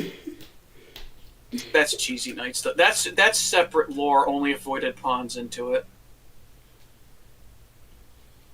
So wait. My oldest YouTube videos are still up on this channel. From when I was 12 years old, I think. Well, let me see this. Yeah. Oh, yep. Don't Cheesy blame night. it. It's peak modern cinema, and my family pulled up those videos and just started watching them. And my grandpa said to me, "Keep doing what you're doing. I'm proud of you. I think it's really cool." I don't think he understands what I do or who I talk to. Oh, that's adorable though. That's I adorable. love my grandpa. He's talking to that Reed guy again. He keeps telling him that he has to buy a boat to raid the Congo. And my grandpa would be like, "Damn straight." Nah, it's a similar. I mean, for me, man, my family has no idea that I write stuff like this. They My just know. brother's- They just hear you click clacking away behind the door. Yeah, every time they ask, man, I give them a very I'm writing a paper. sanitized. Yeah, I'm giving them a very sanitized version. I'm So doing for creative. Heather, Are you saying that you're doing creative writing? Yeah. Yeah, Just like, I'm writing about a for guy Heather- who falls in love with a farm girl. Done. Boom. literally, that's literally what I said, man. I'm writing about another one where like a weeb couple falls in love. There. Boom. Done. Boom. For Yeah. Judy, it's like you know puppet shows. Somebody falls in love with somebody. Boom. Done. Finnish girl Yeah. does puppet shows. American falls in love with her. Boom. Yep, there it is. Bam. Bam. Boom. Bing. Bang. Boom. That's all they need to know. Ting Bada tang. boom, bada boom. And they're like, "You're writing an awful lot of romance stories. Are you okay?" I'm mentally?" sad. Okay. I'm starved for attention. Let me dream. Let a man dream. Dream on. Dream. Oh man. Aerosmith playing while you fall off a cliff. Yep. Oh boy. Alright, I got a question for y'all now. Okay, Shoot. go ahead, Mhm. shoot. Alrighty. What any big games that you guys played, or any games that left a big impact on you recently? I mean, there's the obvious of Snoonwani, but if you want me to dig into my my Steam game folder and tell you exactly, Okay, so games that left the impact on me. Before Snow and Money, it would be Outer Worlds. Or not Outer Wilds. That'd Metal be the Gear last Solid big one 5, that Phantom got me. Pain, and Smoking Simulator. Those left an impact on me for understanding how the rest of the world exists in pain compared to us. No, it's just like understand like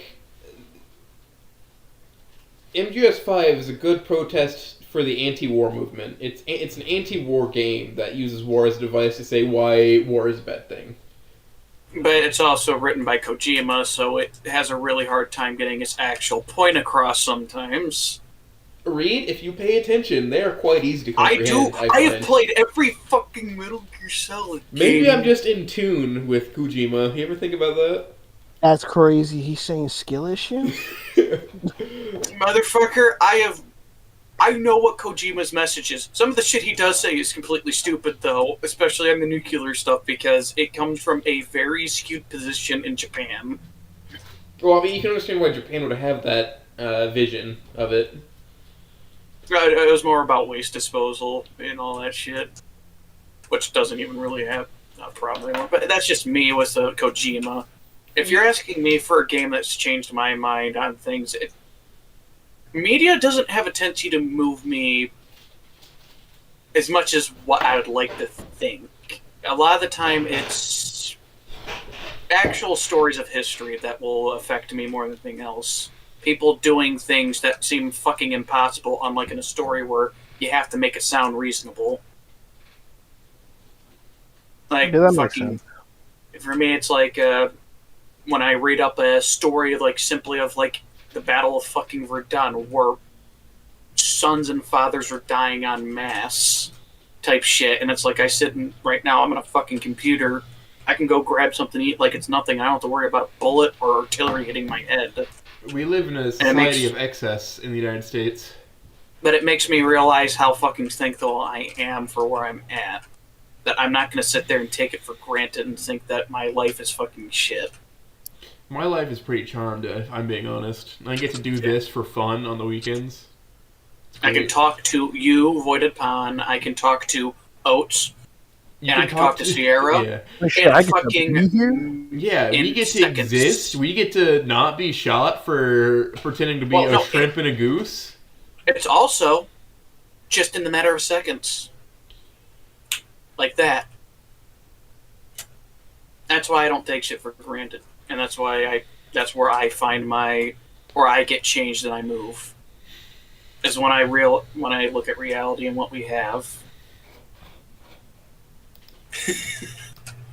I know it's not exactly the answer you wanted, but it's like that's the best one I can give you. Hey man, sometimes the best answers are the ones we weren't expecting, you know? I agree. It is a blessing to live where we live, Reed. Yeah. Not perfect, mind you. There's always problems, but it's There's fucking improvement everywhere, but it's There's miles room for- better than anywhere else. Yeah, I know. It's just Listen, if you get injured, you may go into debt, but you're not gonna die. and it doesn't fuck up my credit score either. Yeah, because medical debt is treated different than all other debt. You can literally ignore it and it goes away. Gonna take your kidney back. That's not how it works here, buddy. Try.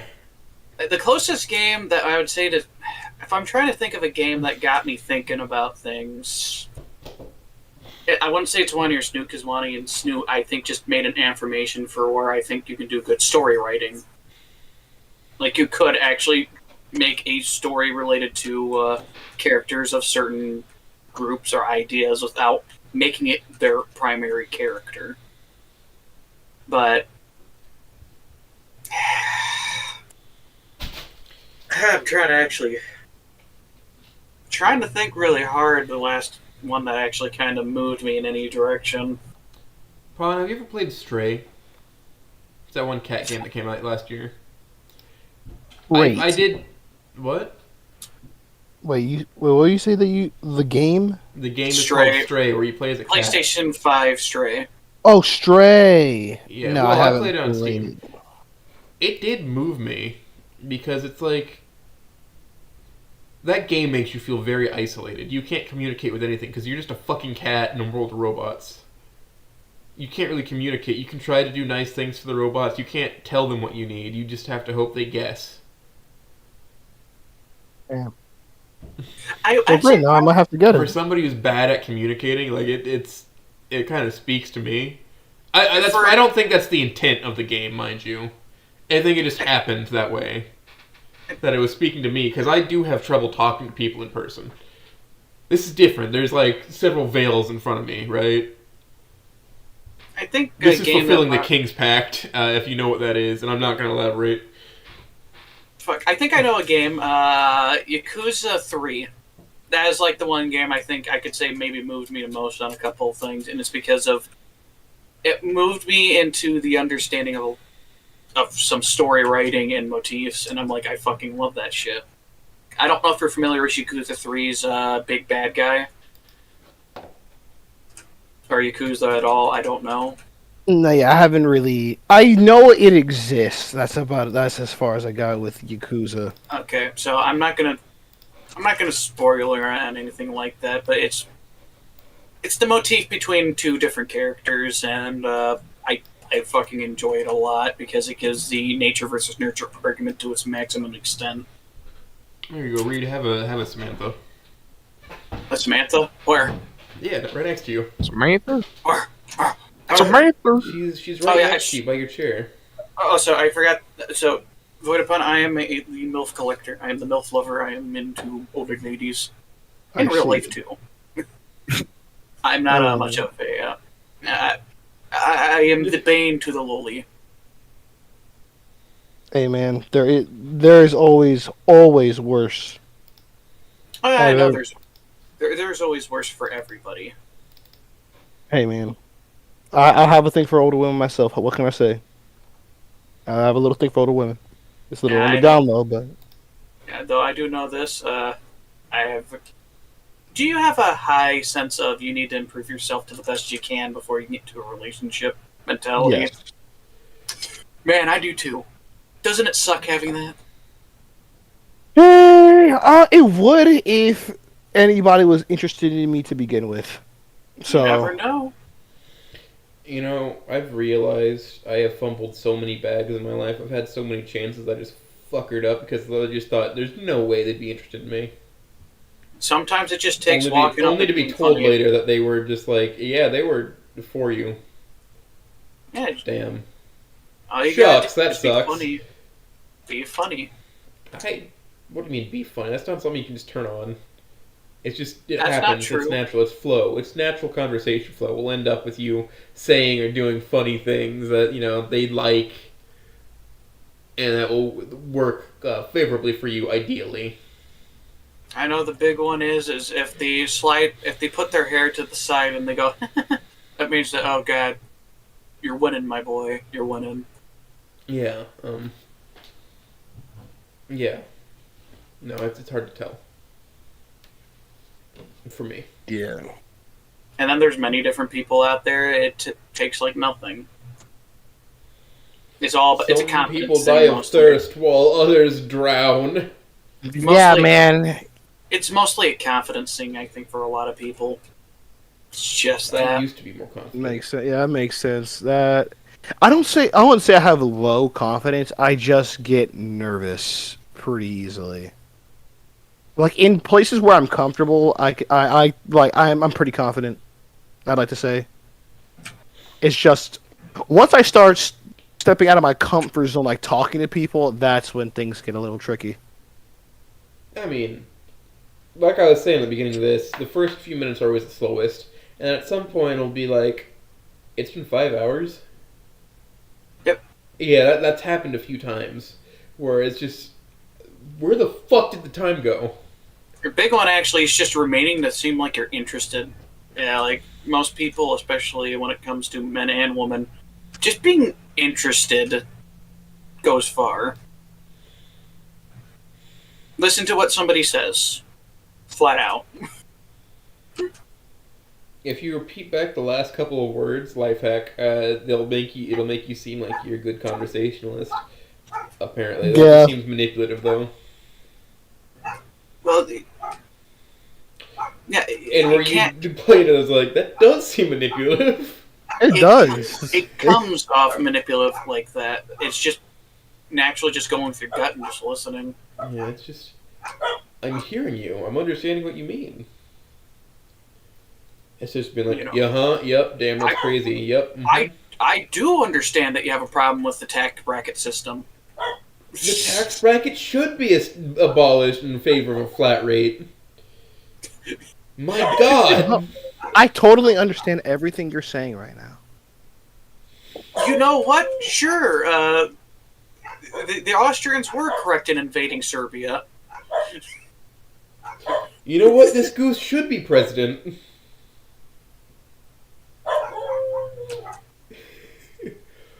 Maybe The Last Jedi wasn't a good Star Wars movie.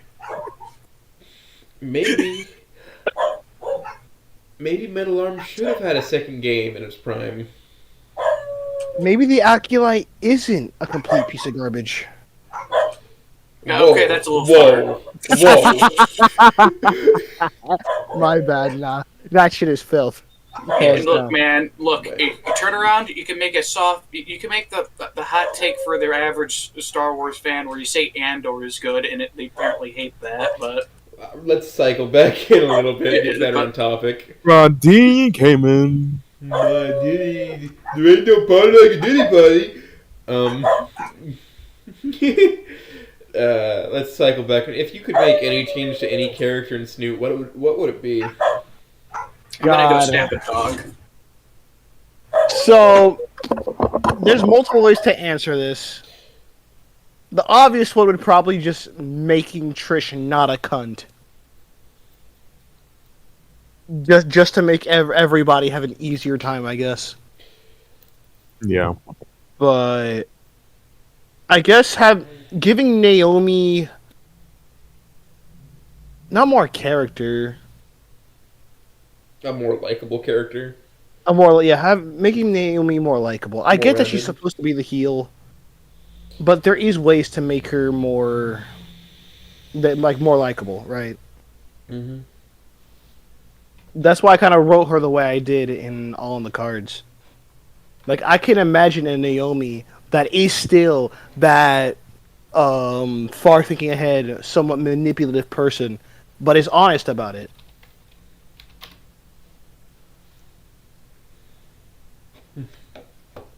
Yeah. I mean, if you want to treat Spears that way, Spears is kind of manipulative, but he's a little bit honest about it. He's trying to keep things together. He tried. Yeah, he tries, and in E1 really tried to the end to hold it all together, but you can only do so much when you're not directly involving yourself. Same reason why Naomi's plan fell apart. Which, by the way, that plan was so stupid. Oh my god. Why would you think a random guy who you know nothing about is going to be interested in your problematic friend? Or problematic boyfriend's sister? I don't know. This is kind of Like, leading to by- the question. Why would the problematic sister want this guy anywhere near her? Then By all whatever. measurements, it should have failed. By all measurements, that plan should have failed. We were getting E2, regardless. Yeah. That would not have worked in real life. Hell no. Hell no. Fuck. And now that I'm thinking about it, right, I know they try to characterize Anon as being this sort of asshole-ish character. But I look through it, I'm looking through the first few chapters. And he's not, aside from being slightly racist, he's a decent guy already. If just a little terminally online. Yeah, he's not evil by any means. He's just a dude. He's a Like, he doesn't- regular... He's like a full character, I think. Yeah. He understands who he is, I think. Maybe not fully, but for the most part, he knows what he's about. He knows the life that he would like to live. If it's the right path, I'm not going to say, but he knows what he would like. Which also, I've put waifus around all of us, so hopefully everybody's feeling all equal. Yeah. We all have our preferred ladies at our sides. Just as it should be. Sierra, what's the name of that one? That's not Julie. Is That it? is Jenny. Okay, so I'll say I'm this right doing now. marketing. You need to add more than one on me. I don't have Sophie yet ready. You need look if you're gonna put all the waifus on here, you need to put all the milfs on there. Everybody has their preferred waifu. And It's I okay, don't Sam is have always any the best. PNGs that are transparent ready for Angel. Or, also Tarja. I don't have that either. Reed, my entire Snoot collection is just all Stella. Damn. You know what I've got? Do I want to close Minecraft? The most dangerous question, do I want to close Minecraft? We are truly I heading know, into the Crafty. conundrums. Age-old question, to pee or poop? To shit in the cum or to cum in the shit? Which came Come and first? think. The chicken or the egg? The egg. Technically correct, because when people answer that question, they answer the philosophical one. Engineers are no longer allowed to speak about philosophical questions. That's also because If two biologists clones are can't be identical there. down to the molecule in memories, which one's is there a meaningful way to tell which one's the original and which one's the clone? And the engineer says, yeah, the second one. Nice. No, so if you ask about a geneticist, they'll also just start talking about cellular decay.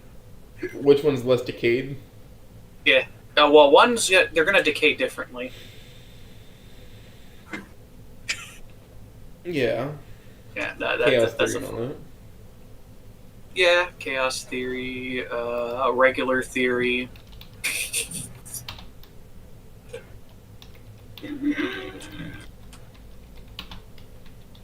So, anyways, Voidedpawn. So, what's your opinions on GVH? GVH. I put it in the same category as Sonic 06. A good idea, completely fucked by the studio. So how much do you know with some of the drama with co-op in general? I only know the basic gist. I just know that due to a lot of creative differences, there was a lot of in-house fighting. Do you know about the biggest one that makes everybody in Canada feel sour? No, which one is that? Is that technically Canadian taxpayers paid for the game? Oh yeah, because it was a government paid. Yeah, it was a government. Yes. paid. Look at I don't know Jan. why. How is it a government? I don't know how. Because there is a program Canada was trying to They do were to trying to get grow their more, industry. to make more Canadian, basically creators and like artists become more international.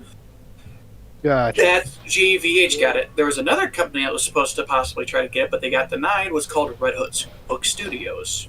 Do you know who those guys are? No, I do not. Ever heard of the game called Darkest Dungeon? Yes, I have. That's them. Those guys were originally trying to get that basically the, what is it called, subsidiary, and that's what it is. They got denied it because of time frame, but I'm happy that they didn't, because there's a lot of legal bullshit that goes on with having your game get that grant. Yeah. It gets tied up in ownership of the character, and that you might not be able to actually change the character whatsoever because it's considered a Canadian property now, kind of technically, by the state of Canada. It's crazy to think that Fang is Fang technically the property of Canada. In all technicality, yeah. Damn. Canada paid for Fang to be made. Yeah. And here's the thing, I can't be entirely angry at Fang's existence, because I do like her as a character. She's really decent. Well, In Snoot Game. It's new game. That's why I was stopping for a second to make you guys just stop for a second. Yeah, I would be like, there's an extra couple words that are required in that sentence. Yeah. Snoot Game. Sarah, would you like to bring up some questions? Is it that time of the interview, It's gentlemen? time to take a little question break. It is time, gentlemen. Delicious questions.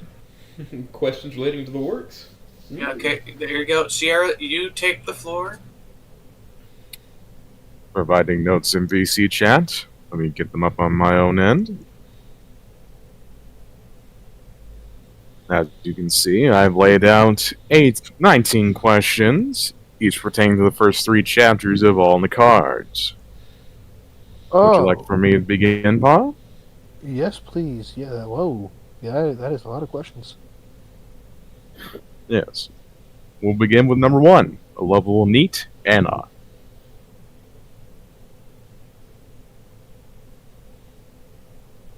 Level. Okay. I'm gonna be absolute. I have no idea what need is. Please, don't flame me. Shut in.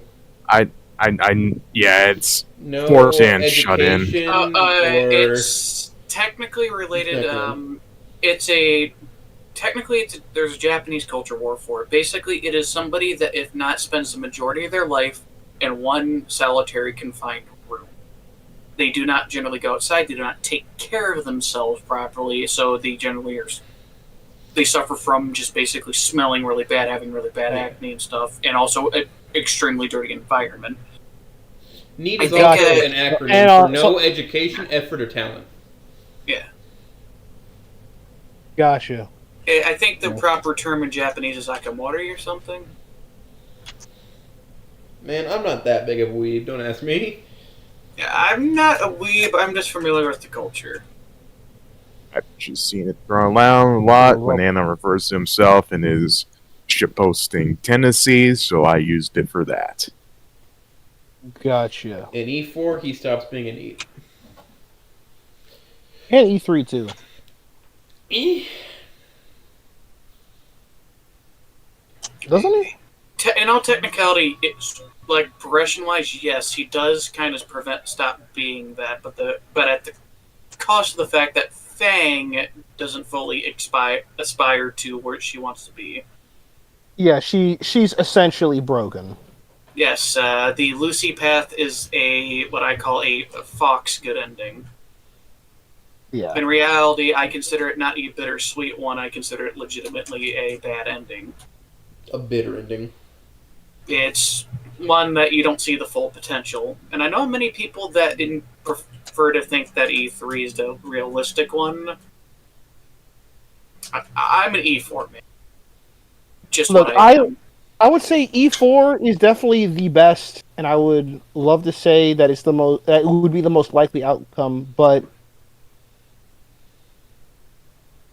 it's just Trish is such a cunt, man. I'm so like in E4, right? The main thing that kind of stops Trish's cuntiness is Fang being like, "Hey, leave us alone," and then Trish listening. Yes. Which also, the way how they made the excuse for E3 is that somehow Trish is just woken up on the wrong side of the bed and became worse. in my opinion, she's always been that way. It's just fully manifesting now. Again, this is the same person who beats people with crowbars because they made fun of them or just did not like their music. I always forgot about that part with Trish's character at the beginning of the Yeah, everybody forgets about that and then asks why I have people beat the shit out of her.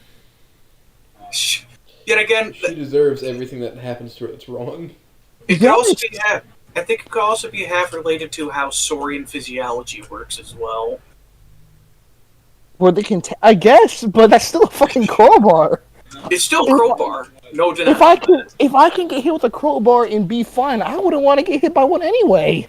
Farian does thank you about the crowbar comments earlier. Yeah, I'm sorry. The game, I'm sure. Yes, I have. That's the lad. He's a wonderful guy. He hangs out in the Discord. Oh. Yeah, he hangs out in the Discord. My goodness. Well, hello. Well, I mean, he's probably gone now, but huge fan of work. Huge fan. We talking about Trish? Yes, we are. We're talking about how much of an absolute cunt that she is. That's the wrong person to say that to. Oh. That is our local trigger lover. Yes, noble. Okay. XX Trigger Love 69XX, you know. So, how do I explain this to you? This man is typically gay, except on one very specific thing. He has And that's jungle fever. Trigus. You got jungle fever. Triggers. Look, bro. Mimi's already a thing, man. Just move on to the obviously I better mean, trigger. Maddie. I like Maddie. I like her a lot. Forfeit all possessions to her and all that. Mimi the superior trigger. Arrow Stacy. Gabby's pretty good too. Genetic failure. Here's the triggers. No, Trigger. Trigger. I needed like the Boondocks teacher. Like my first thought wasn't even that she said the word. It was just like, okay, trigger. Remember, Uncle Truckus is the best. Is the best one of all of them. He does praise Caveman Jesus. Oh my I need God. like I need a version of that. I need a mod where like it's just the teacher who talks about it. My first thought wasn't even, oh no, he said the word. My first thought was, how is a trigger gonna borrow some lettuce? Is a trigger gonna give it back?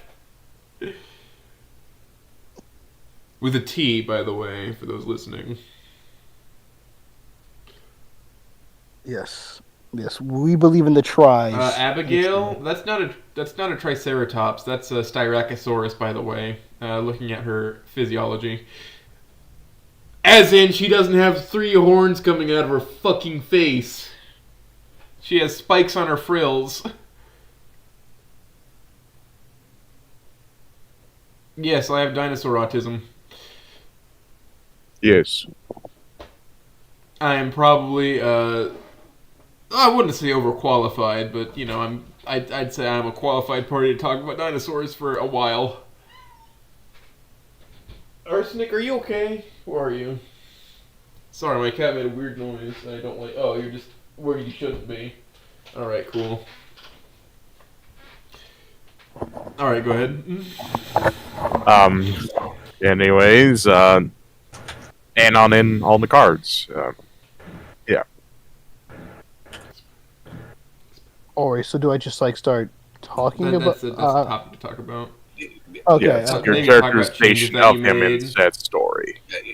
If you want to get a kickstart of why is Anon different than regular Snoot game in certain ways? I Or, like, guess why- the big thing that makes him different, I guess, in this iteration is, well, 2 things. Either is one, he feels a lot more bad about what happened with him going through Fang's phone and making fun of them during the their performance, The concert. and him texting Stegostar now at this juncture. So when I originally made the fic, I wanted it to be as close as possible to the, not the original storyline, but I wanted there to be a very clear point of divergence, which is why I started at the gardening at when they're going to campus beautification, because at that point, from before then to the start of the first chapter, everything plays out exactly the same. The point of divergence is on campus beautification. So he is generally pretty similar. Like, all add-ons, when I make my fix, they all start out the same. How they change depends on who they're with and what they're doing. Because different people bring different experiences, and different experiences changes you in different ways. Either in very, very small, minuscule ways, or monumentally. So the way I kind of had it was the big way that Anon was going to get with Stella is if they met earlier and they knew who each other were. Because technically speaking, he knew Stella before he knew everybody else. Yep, that was from the bonus story. Mm-hmm. Yep. Yeah. So if he were to put a face to the name, it kind of saved me a lot of the trouble of having to get Anon to warm up to Stella. Because as far as we know, Stegostar was Anon's really only consistent friend in his life. Hell, when he Turns it left, into he still was less- able to... That's a weird weeb trick, and more. Ha, my oldest friend. Yeah. Stupid jokes like, "Ah, yes, Stegostar, me oldest rival." My guiding moonlight. Yeah, yeah. So yeah, Anon's pretty much the same, except for those two things.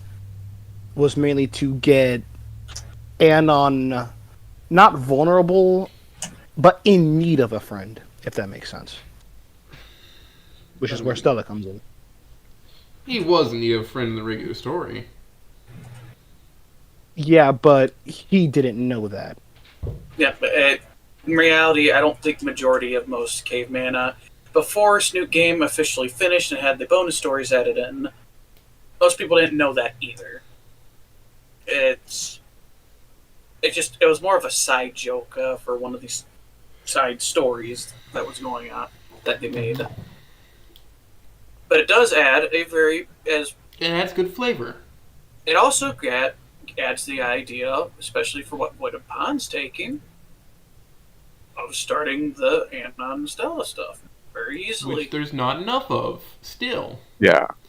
Like, it solidifies the fact that outside of Fang, the only other two people that he would reasonably get with would be Rosa and Stella. If he's Spy, maybe Reed. That's it. Or if we're in the random scenario to where Nazer breaks up with Naomi, maybe Naomi. No. Well, that is- What was it, like gay sex was a priest or whatever as like its own thing? That's the name Like- of the story. That's not my fault.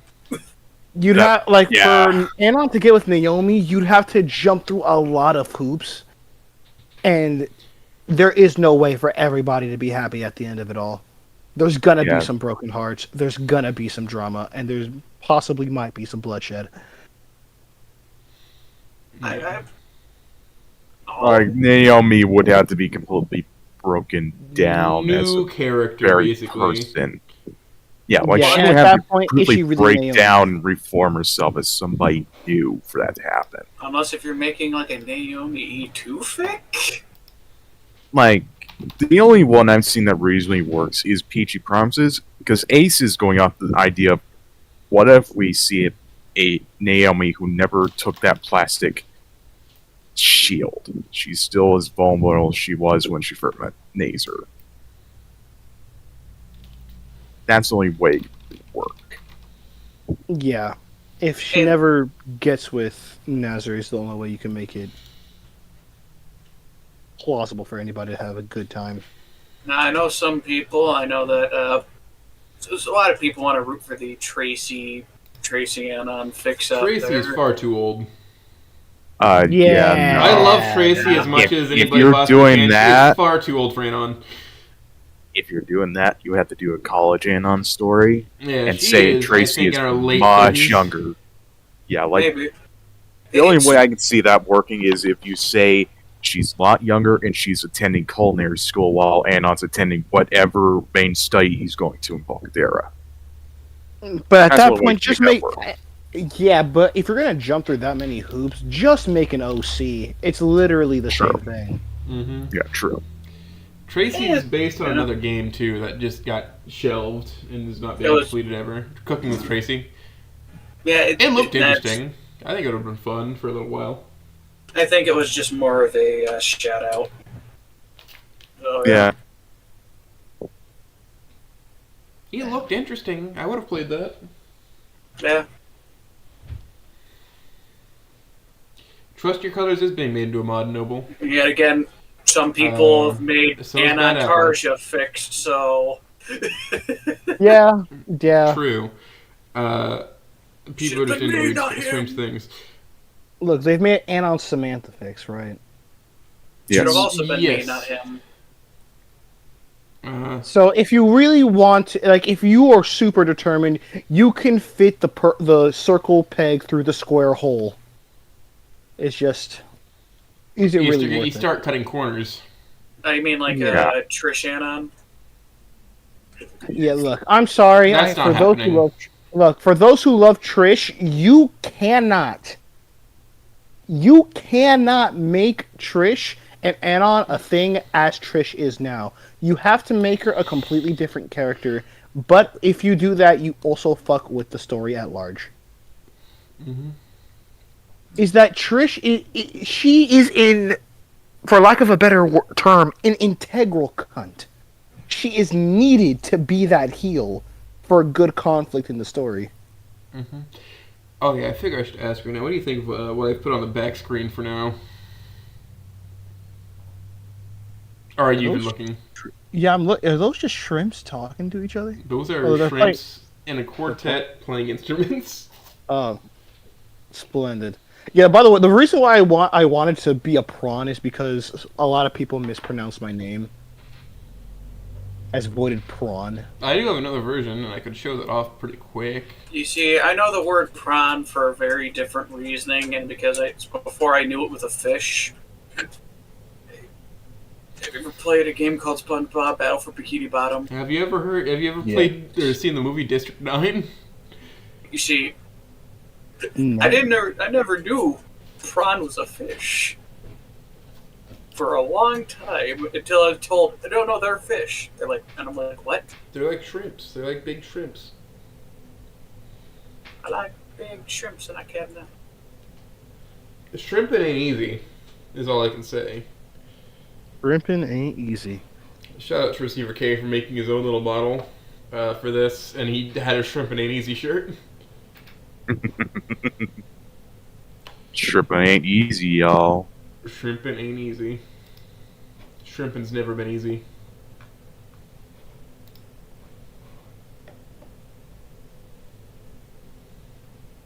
But anyways, Pond. Yes, we run the course when it comes to Anon in all the cards. Pretty much, yeah. He isn't really all that much different from how he is in the original timeline. I guess the only really big difference is when Stella starts getting her hands on him Yes. and starts making him more comfortable with being a weeb, just being who he is. Which I find interesting because at the time, 2020, being a weeb was not, I don't think, was heavily shunned upon. Yeah, it's tough. So- Oh, yeah, no. So it makes it sound like the school he went to, really it was filled with a bunch of out of touch, like, teenagers. Yeah. Yeah, Rock Bottom has always been described as a place that's 10 to 20 years behind everyone else. But I mean, even then, I'm pretty sure having just yourself with a picture with a ton of 2D waifus is not the best look. It's not great optics unless you're like a really funny little guy like I was, Yeah. and people True. assume that you're being Even ironic if- or something. Dog, I've been asked, "Are you gaslighting me?" I said, "I don't." I truthfully said, "I don't even know what gaslighting is. You're making up words." And like, you see, that's why you're Master Gaslighter. I'm like, I don't know what the fuck you're talking about. But now I know. Gaslighting is a term. It originates in a movie called The Gaslight, where a guy would kill people. Whenever he killed people, he would turn a gaslight on. And his wife would be like, "Hey, I know you killed somebody because you turned on the gaslight." And he's like, "We don't own a gaslight." And he threw it away. Or something, like he hid the lantern that he would use to kill people with. And so his wife just thought she was crazy. More you know. Yep. More you know. The more you know, know. Mike. So many. The more you know. My brain is such a weird conclave of knowledge from just many sources. And now I'm slightly afraid. What do you mean you're afraid? Don't worry. You're not afraid. Don't worry. He's not the one you should be afraid of. Okay, moving on. Like I was That's such a saying, weird thing to say. with Go ahead. how Anon changes in this story, we segue into the next character, the magical stego star herself, Stella. Oh my goodness, the little bean. The brains are smaller to fit more magic in it. Stegoros! Stella, Stella, Stella. She is a character. She is she is now. No offense, but there wasn't too much to work with. It was You're talking about mainly Are you talking about Caveman or co-op? even in both. Like, for example, in Caveman, right, we knew that she's bubbly, she likes anime, and she likes tarot cards. And that's about it. Oh, and gardening. And gardening. So that's pretty much it. She does have a green thumb. Yeah. We pretty much get the one personality trait and 3 things that she likes. But we don't get much outside of that, which is why I say that there's not a lot to work with. I mean, base New Game is the story of Anon and Fang, not Anon and anybody else. Yeah, So, so it makes you'd have to flesh out anybody who's outside of Fang's direct circle at all. So the fact that we get anything for Stella or Rosa is a blessing in itself.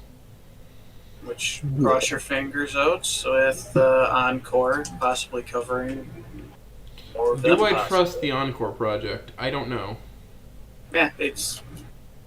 So far, they've proven to be trustworthy with how they're taking things for now.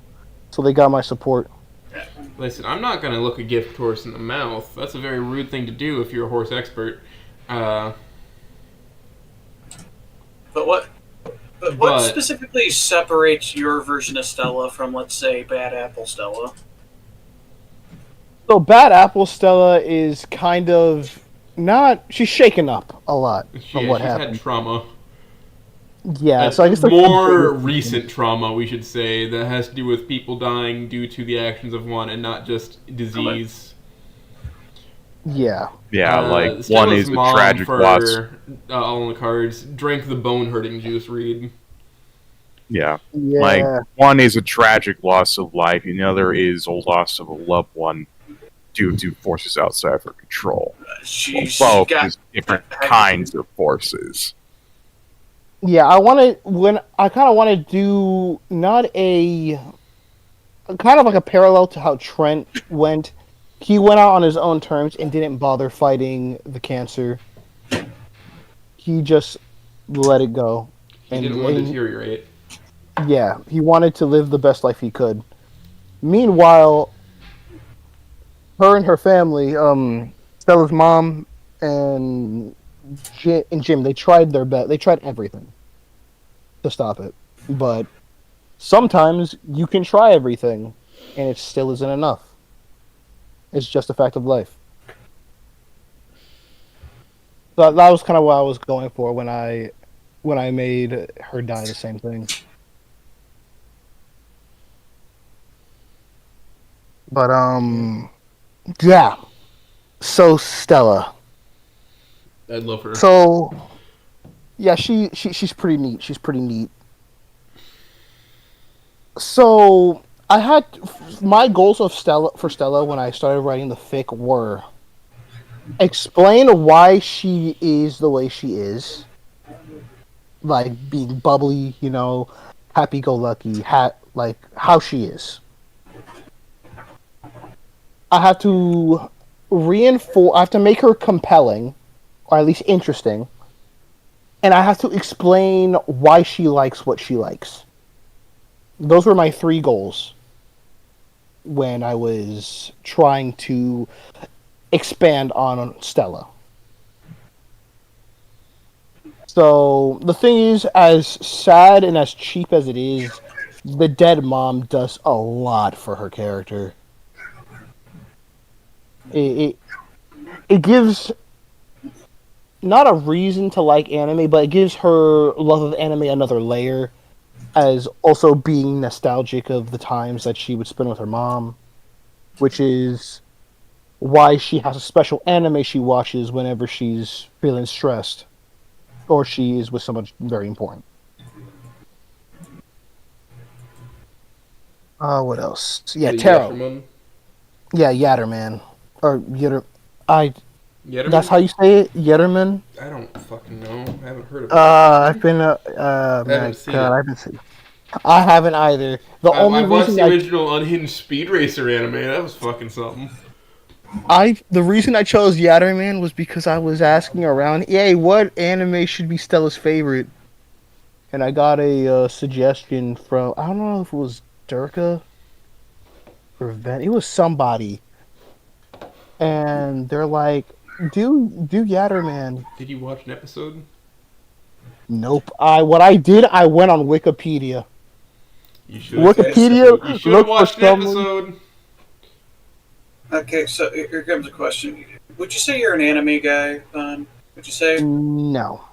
no? Aside Okay. from the surface level stuff, I don't really watch anime like that.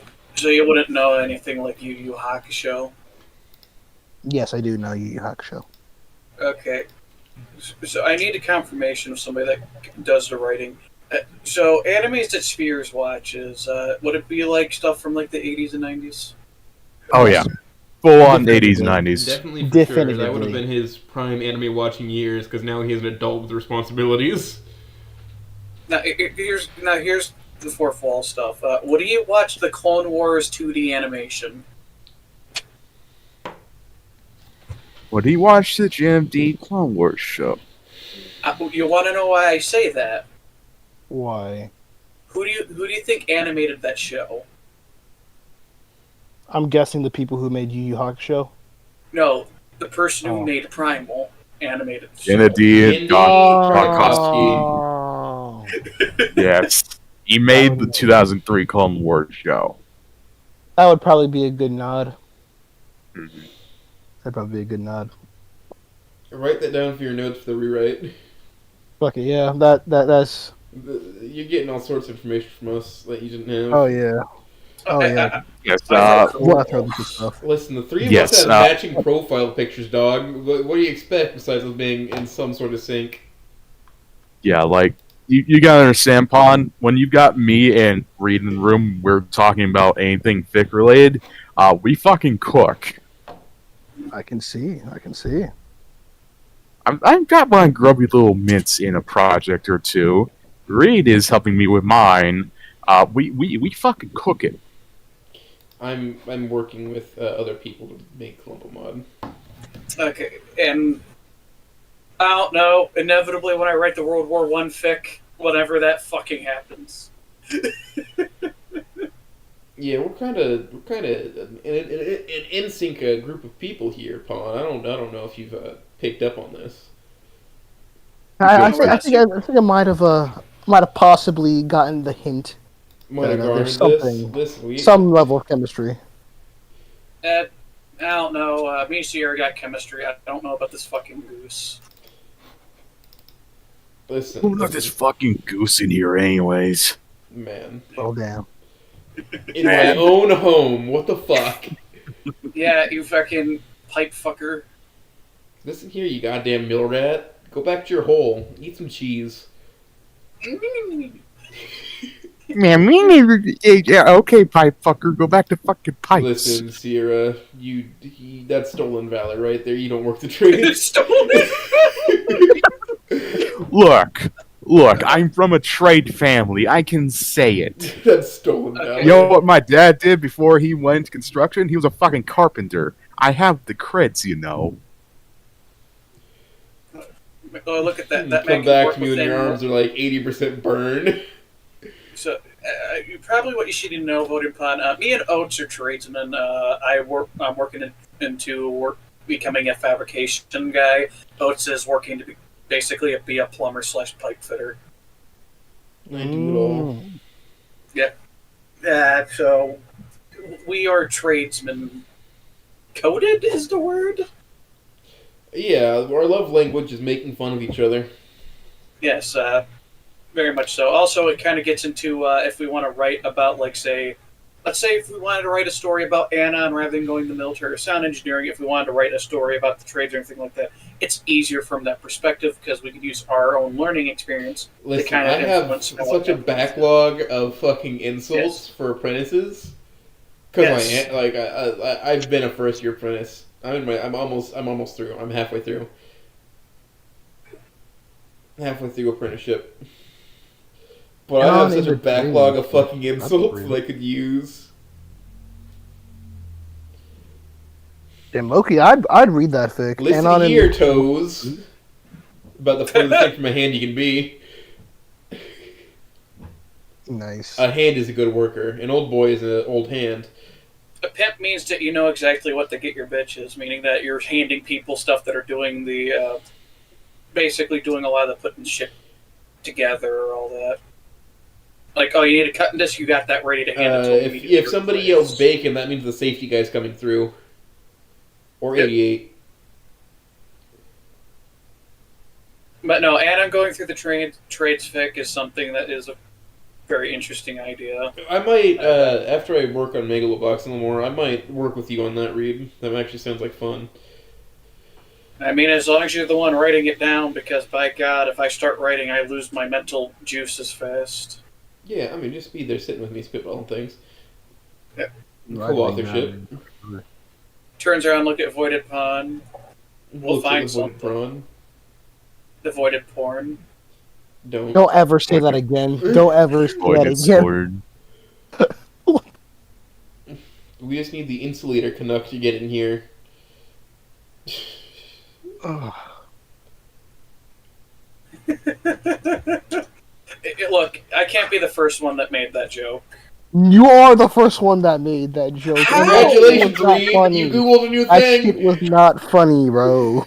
Holy. I'm sorry. I have a dad pun. Congratulations, Reed! You got your cylinder stuck in a mini M&M's tube. Nice. It is imperative that the cylinder remains unharmed. Yeah, no, flat out. I am somebody who makes dad jokes way too often, and I don't have kids. Yet. Yeah, man. At this point, it's just yet. It's coming. I've been told more than once. I've been told by everybody. I'm like, if it wasn't for the fact I'm pulling myself back, I probably would be in a relationship. Reed, just do it. Just do it. Make yourself happy. I need to be in a stable position to think about that. But this is not about me. Turns around, looks at the Voided Pawn. Sierra? Yes. Whip at him. Stegoros. Stegoros. We serve Stegoros. You're still on Stegoros. What is? 1 second. I'll post the emote for you. Stegoros. Stegoros. Affection. Stegoros. If you're wondering why, what's it called? The Trish mod is a got some fun translation. It's a mistranslation. Now, also, Stegoros is an actual animal, and I've made that be Columbo. If you check the chat. Stegoros. That's a Stegoros. Yeah, no, they're related to both Ankylosaurus and Stegosaurus. They're kind of cool. If you don't They're kind know- of neat. If you don't know who Columbo is, Detective Guy Homicide. From LA. Everybody in this new community will know who Columbo is by the time I'm done here. This is a promise, Jack. There's gonna be another fucking Dino Girl dating sim instead of Ted Kaczynski or the Monarch. They will just be Columbo for whatever fucking reason. You know what? Voided Pawn, have you ever thought about an idea of making a fic related to the taxi driver? And like what he's going through? You know, Malcolm needs some I more never love. thought about. You know, that might be a good idea. Even as just a one shot. Just what he deals with on a daily basis. Because he is a cab driver, and I'm pretty sure he doesn't spend 24/7 just stalking in on an Inco. And just remember, originally it's supposed to be Brock Sampson for the taxi driver, so you could write a story where there's the That's the other competition. cabbie. Is Brock fucking Sampson? And no wonder Monarch speeds so fast. He's trying not to get beat up at the competition. Literally beaten. Literally beaten by the competition. Go ahead, take it from me. Try me. Take it from me. Right this way, sir. But then with Stella, I'm trying to think of something that would be good to work with.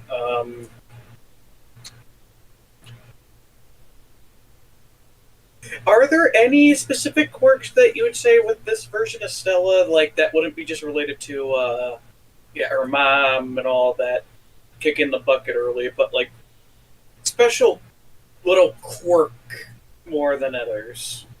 I guess the fact that she uses her tail a bit more, like to either Manipulate the world, point to things.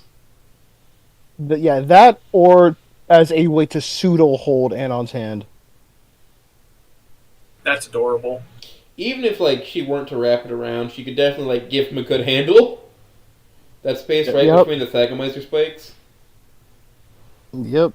I make sure to specify that the spikes are pointing outwards, so it doesn't cut them. Oh, so you go with the rigid plates rather than like more, what's the term, cartilage plates? They're Yes, made of keratin, Reed. They're basically fingernails. Yeah, well, some people rate them to be flexible. That is true. That is They true. would be but flexible I, at the base, maybe, so that you could sit in cars and whatnot, Reed. But I made them nice and sharp for trigger slicing purposes. yeah, For exactly. the stabbed one. Listen, Reed. I've had those dreams where I'm just sharpening a Thagomizer. It's fantastic dreams. Yeah, I don't have regular dreams anymore.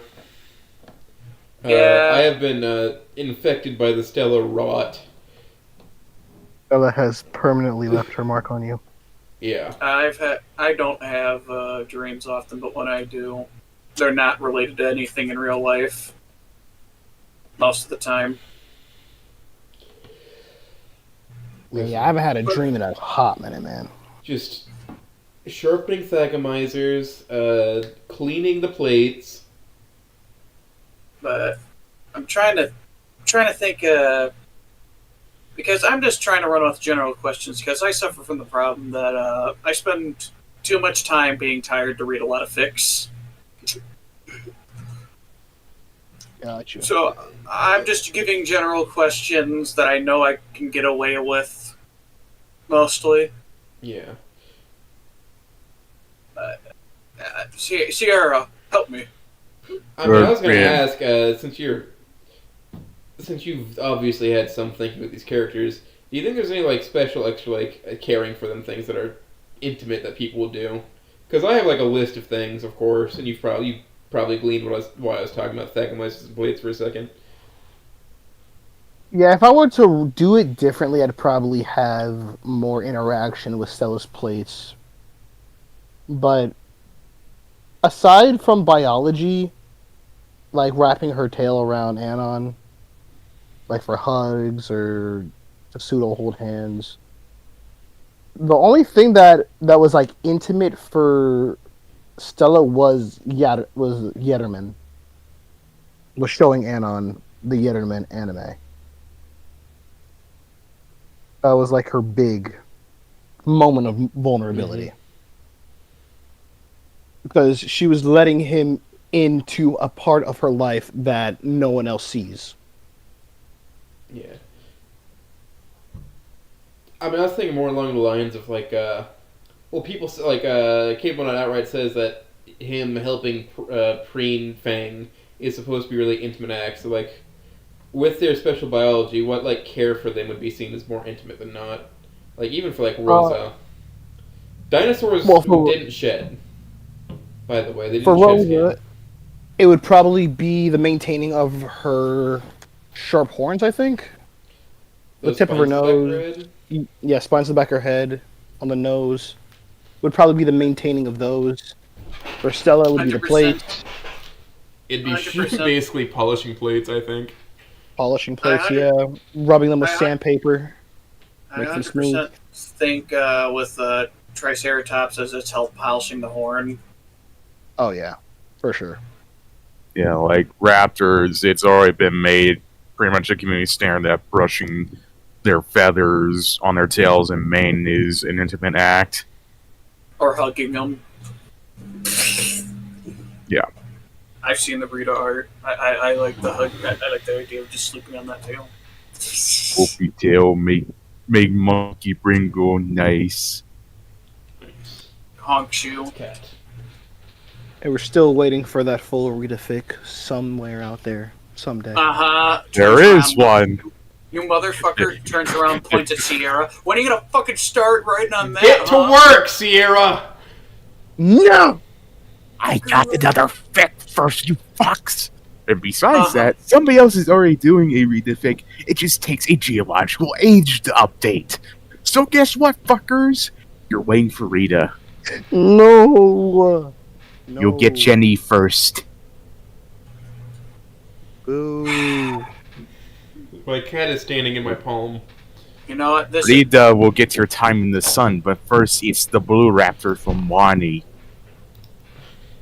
he turns around. It's a fic. You just it's a gender bit of a me fic, and it's like, what the fuck, Sierra? It's dangerous to go alone. Take No. this. No.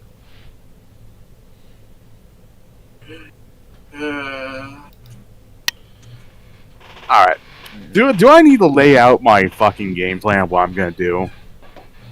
You don't have to. I was just fucking with you. At some point, I will talk to you about it. I'm sure, but let's keep moving. But back to Pawn. My time in the sun will come. Humo's gonna strangle you onto his. I guarantee it. Yeah, oh, go ahead. 100%. Like, if I know anything about it, it's either Oates gets generally the person after he gets done by Humo's interview, or Humo gets the person after Oates' interview. It's just how it goes. Matt, imagine my shock. I was just eating cereal, looking through my phone of the latest Humo stream. He was interviewing Scraganon. What was his name? Mm-hmm. The guy who was you're specifically talking about the guy that has the Iron. Is that the one where I said, "Hey, guess what, fucker? I got Starman." Yep. So I'm eating my cereal, enjoying life. So imagine my shock when they start saying Voidedpawn. I'm like, excuse me? It's Voidedpawn. Yeah, I'm like, first off, Voidedpawn. it's Voidedpawn, but whatever. They're thinking about getting me on an interview. I'm like, And they don't What? get to you, and then I reach around the corner real quick, You give him a good old grab you through the window. I mean, yeah, but like the fact that I was even considered. You just So gotta. that's me. Alright, so if you want a Humo interview, you can have one of the community managers, like Reed, add you to an empty date. Or just flat out just out. Or ask Humo. But Or if you how- say a how date, most you can everybody's tell done Jake it, or just- somebody else. yeah, like just how most everybody's done it is either wait for Jake to contact you or get in contact with Jake. Yeah. I'll Or wait for Jake. I turn around and I just harass Humo if I get asked to harass him. I'll do that. Yeah. If that fuck is ever awake when I'm awake. You can send him a DM. If you want to be on Humo's thing, you can DM Humo, DM Jake. You can have somebody, one of the community managers add you to the schedule, apparently. So says Kevin.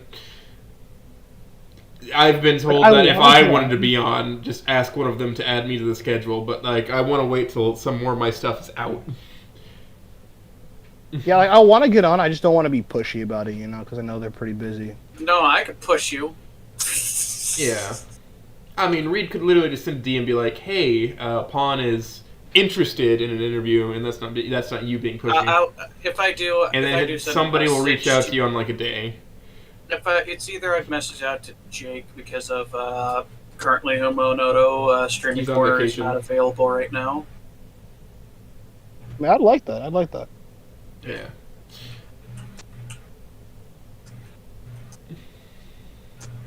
Now, I do go out into other places and grab people. That's just, I find that more fun. He likes to bump shoulders with people. It's fun. It's fun to talk to people before. It's fun to like get a read on somebody's personality before. It makes it like I don't have that natural charisma that he has, right? It's like to build this rapport, I have to work for it. For us to have a smooth conversation like this, and so like there's a point where it starts very slow and explodes out, and I'm like I get boisterous for a while, and we know when it's about time to wrap up because I start getting tired. Yeah, and I just want to apologize for being a stale piece of bread in the DMs. Some people are better talking in person than they are trying to text. Some people are just in disbelief that somebody will interview them. Yeah, I'm just. Even now, I'm still reeling from it. We're about almost 3 hours in. It's just. Dang. Don't worry, there's only like 5 people watching. That's still like 5 people more than I was expecting. So listen, there's gonna be views just over time. They trickle in. I'm kidnapped. It's fucking. I gave you a link to like. There's a link to spread around. You could look at the stream and just spread the link to wherever you want if you want more people to see it. Have eyes on. Technically, the first person that was on interview is probably one of the more popular ones. Yeah, it was Umbra. I just said I like Stella better when she has a bigger beak, and he agreed with me. yeah, I spread the link to mainly the channels that the storyboard channels for my fics. So everybody who's been kind of just watching my fic. Oh, your support group. Yeah, my little support group. Fuck it, send it to your parents. You know what? Fuck it, send it to your local school.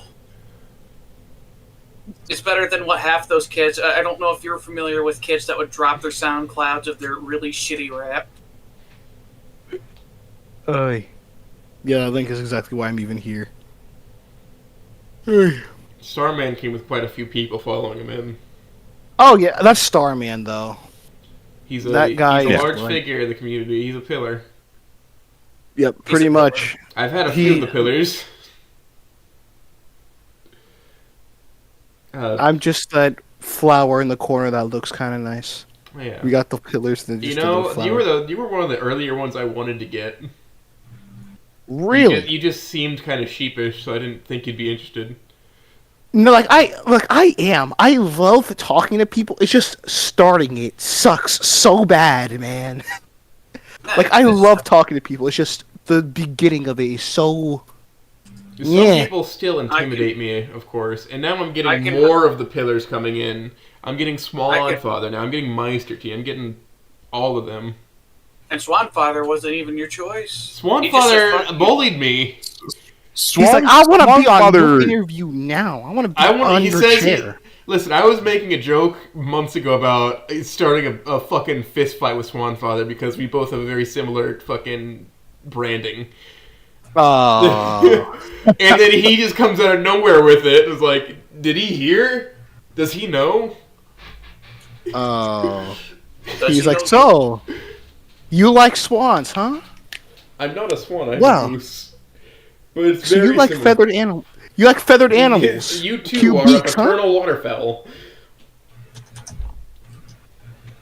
Oh my goodness. Just... God, you know... Yeah, no, that... And then there's some people that you think they would not say yes that will just show up. Farian, the only reason I really got that interview, I think, is because of Bon. Because he asked Bon if I was an okay guy. And the thing is, I think Farron made the right bet, because guess what? It seems like you guys are fucking talking to each other every day. Yeah, we talk to each other all the time. It's great. Well, like, we don't corner him with anything, so he's shitpost in this server. But we put him in a corner, but it's a timeout corner. Yeah, you know, the baby jail. The gay baby jail. Oh, yeah, also, you better behave here, Pawn, because we will put you in gay baby jail. Understood. I will not. I'm not a gay baby, so. There you go. Damn, homophobic problem. Yeah, I'm just stating what I am. I know what I am. I know what I am. You're a fucking shrimp. We all knew what you did back in '99. Was that the bite of '87? The family of 5. I can't believe Nice. you drowned them all. God. We just found blue bodies in the creek. No, he just realized I made a reference. Oh my god. What's wrong? No, nothing. No, I just thought something. I was reminded of something really funny. Yeah, Ugh. this is the place to share. Oh, sorry, my brother just came in. Hello, Daniel. Relax. Say hi. Oh, your brother's here. Hello. I think this ranks the third brother that is slightly knows what anybody else's siblings are doing on this server. Yeah. I Just kind of got- keep him in the know, but Join the Yeah, ranks.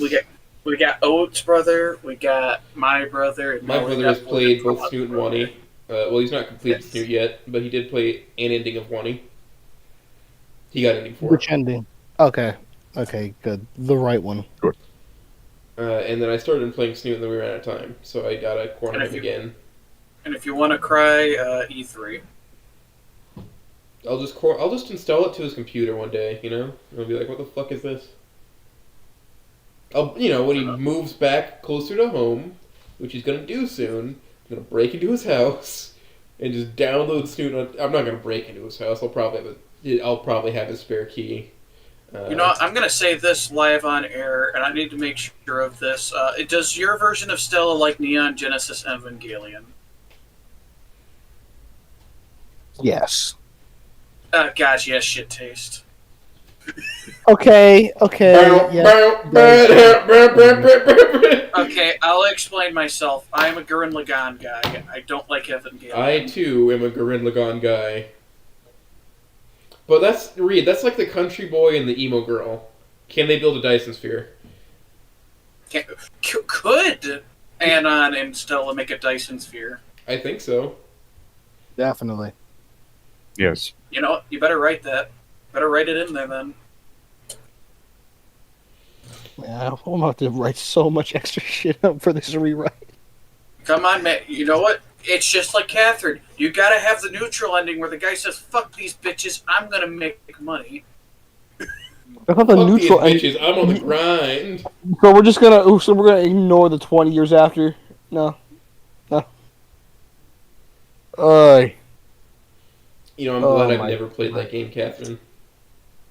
I just know about the original one and the neutral ending being the funniest ending ever. Fuck it, we go to space. Love that ending. And the hardest difficulty, do you have to cheat on 3 girls instead of 2? No, that's with the reboot game or whatever you want to call it. The remaster. But no, Pon, don't worry. We are the most professional podcast ever. We can stay on topic no matter what. I can see. True. Yes. So sorry, Sierra. Please continue to what you want next. Okay, we have talked about Stigoros. All right, we should be on number 3, the beautification. Beautification Day. Boy. Yeah, beautification. So, the big thing about this was establishing establishing the divergence and giving Stella some of her characterization. Right. So, the way I see Stella, as well as being nice and bubbly, she's also a bit mischievous. So she tries to trick Anon and kind of mess with him. But she isn't a dick, so the moment she sees that Anon is stressing out over something, she immediately drops the act. And she's just a very caring, considerate person overall, I think. Yes, which is ultimately what makes Stella just the sweet center.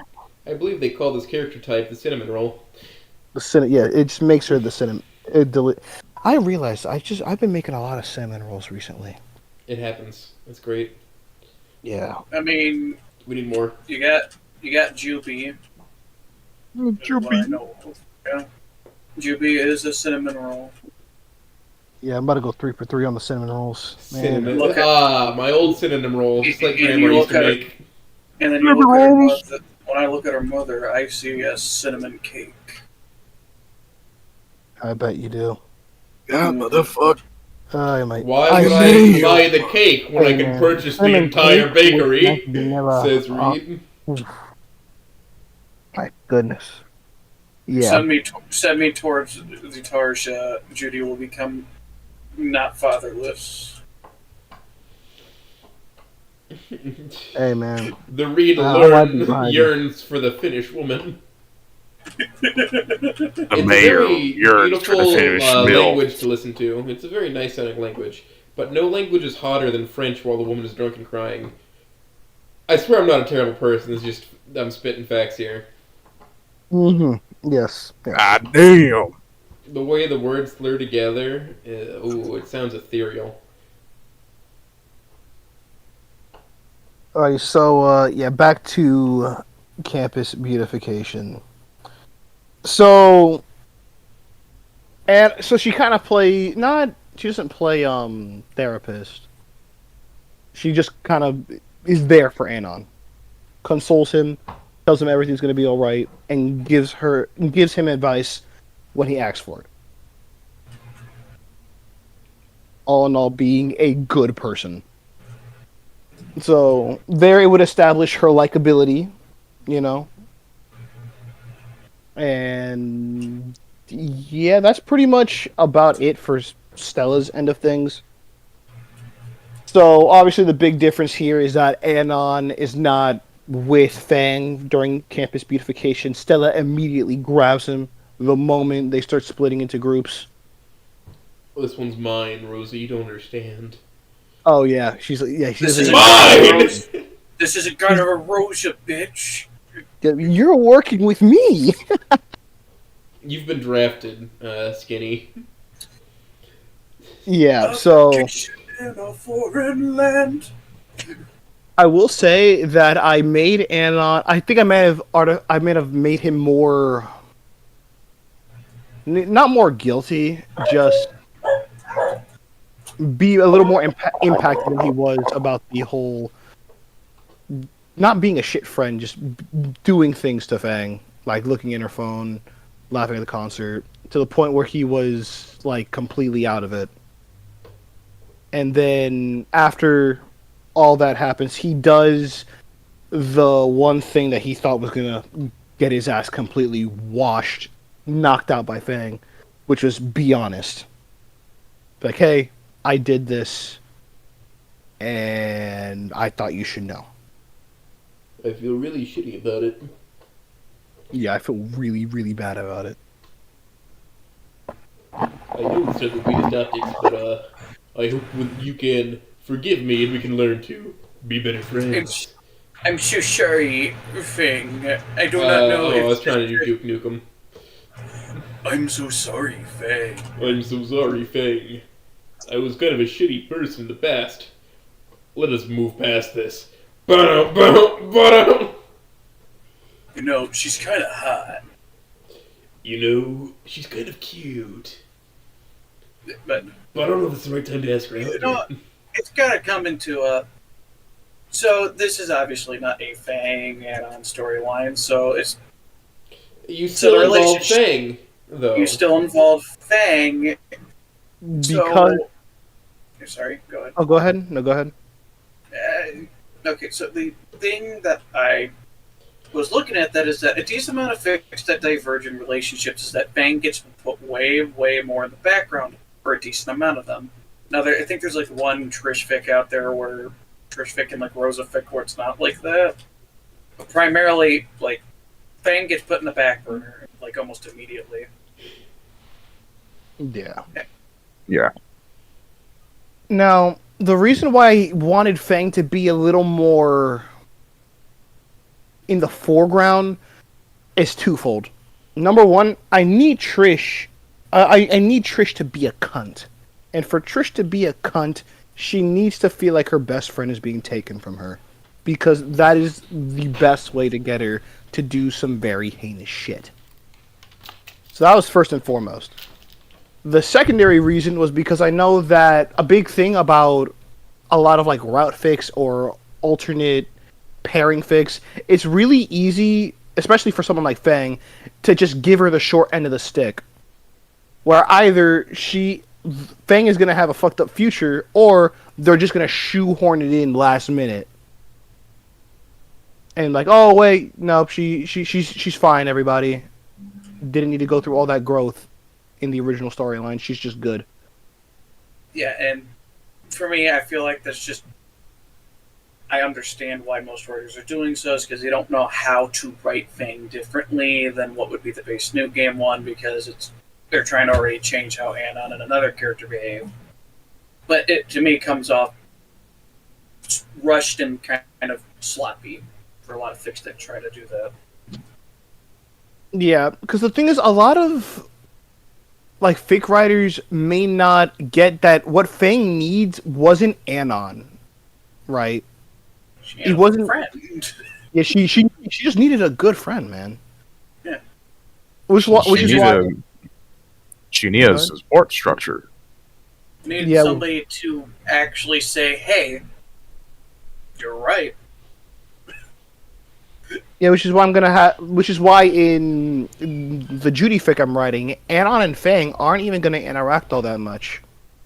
Like they're gonna see each other in passing, but they're not really gonna have any kind of relationship with one another, aside from acquaintances. It's mainly gonna be Judy and Fang that are becoming friends. Because she doesn't need Anon, she just needs somebody who will listen to her and be there for her when she needs it. It just comes in the question of who does Anon need in particular. And it's somebody to start teaching them to be actually fucking empathetic. That's that's if we're going by the most rawest of Anon's interpretation. Which, to be fair, Anon was already like semi-empathetic to begin with. Like even before all the stuff with Fang, he even bothers to ask Naomi how she's doing, despite the fact that she annoys him to no end. Right? So it's not like he's like not a broken person, but there wasn't a lot to fixing. Yeah, it's reasoning of why E2. It's not that it was a pure regression of character; it's that he got worse as well. Yeah. Because he embraced what he thought he needed in high school, and that's not what needed to happen. Exactly. So all he needs is somebody to, even if just to get into an E3 scenario, just somebody to steer him away from that self-destructive behavior. Because he's already a decent person. He just needs to realize that he is. Just need that push. Doesn't really matter who it is, he just needs that push. Referencing somebody else's fic. Referencing. It's almost as if you can hear me, you are on the list. I will touch you. You're not the toucher. You're not the toucher, Sierra. There's only one toucher. It's almost like you can think about it, that a character once said that he was not the only person in the world, and that maybe that stuck to him because he somewhat agreed with it in the first place. There's only one toucher. Yeah, if he was adverse to that kind of thinking, he would have threw it away immediately. Yeah, most likely directly immediately. And it's why when he repeats stuff in Thingy 2 was nobody ever changes. That's what he kept repeating over and over. Yeah, he internalized it. Nothing ever changes. Nothing ever fucking happens. But yeah. But no, it's with Fang, I'm assuming the character, from my understanding, probably is going through a different growth story as well. But it's just not directly tied with Anna and being in a relationship with her in a romantic way. Yeah, her support structure is now Anon plus Stella. But when they get to that point past the rooftop scene in, what was it, chapter 5? Because they both, at that point, she sees both of them as good friends. And when shit hits the fan, that's they're the main. They're that's mainly who they that's mainly who Anon and Stella spend their time with as well. So she doesn't go through. She goes through a somewhat similar growth story, like you said. It's just not tied with Anon.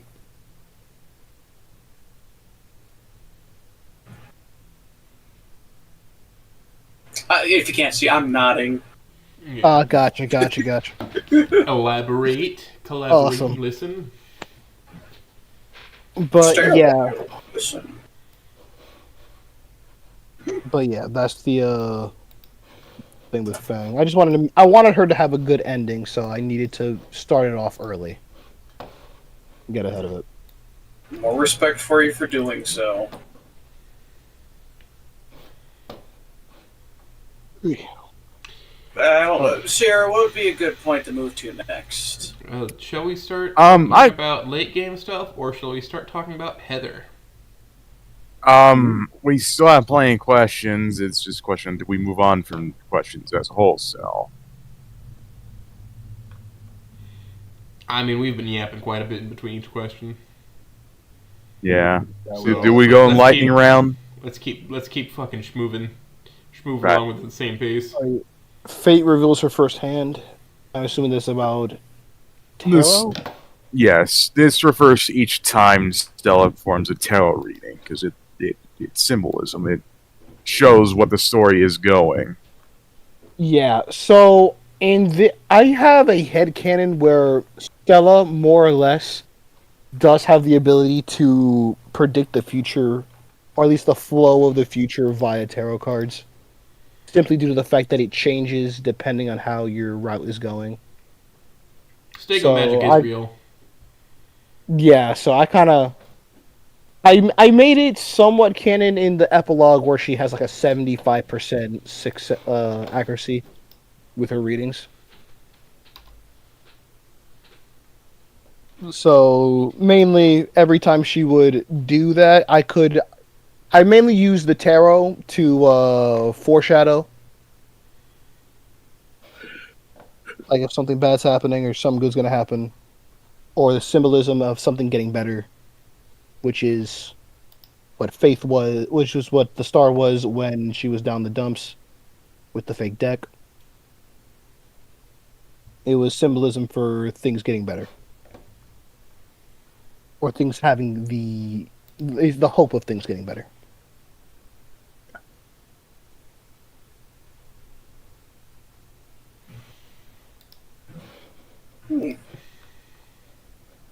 It's a.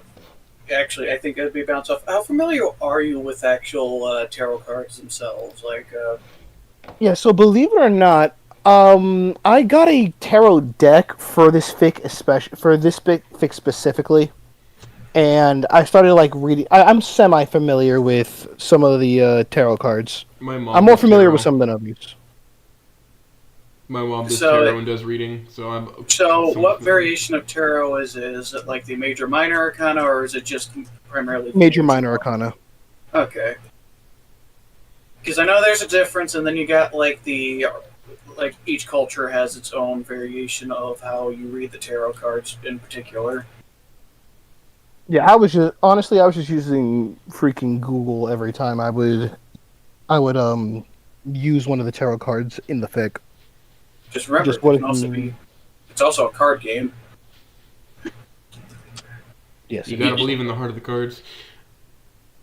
yeah, that's actually where the name all of the cards came from, man. I wanted to name it Heart of the Cards, but they And then already you have the saw name. Koji across the room. Which, Koji, if you're seeing this, I'm coming for you. You already agreed, but I'm coming for you. Yeah, but I'm like, fuck, man, he got the perfect name.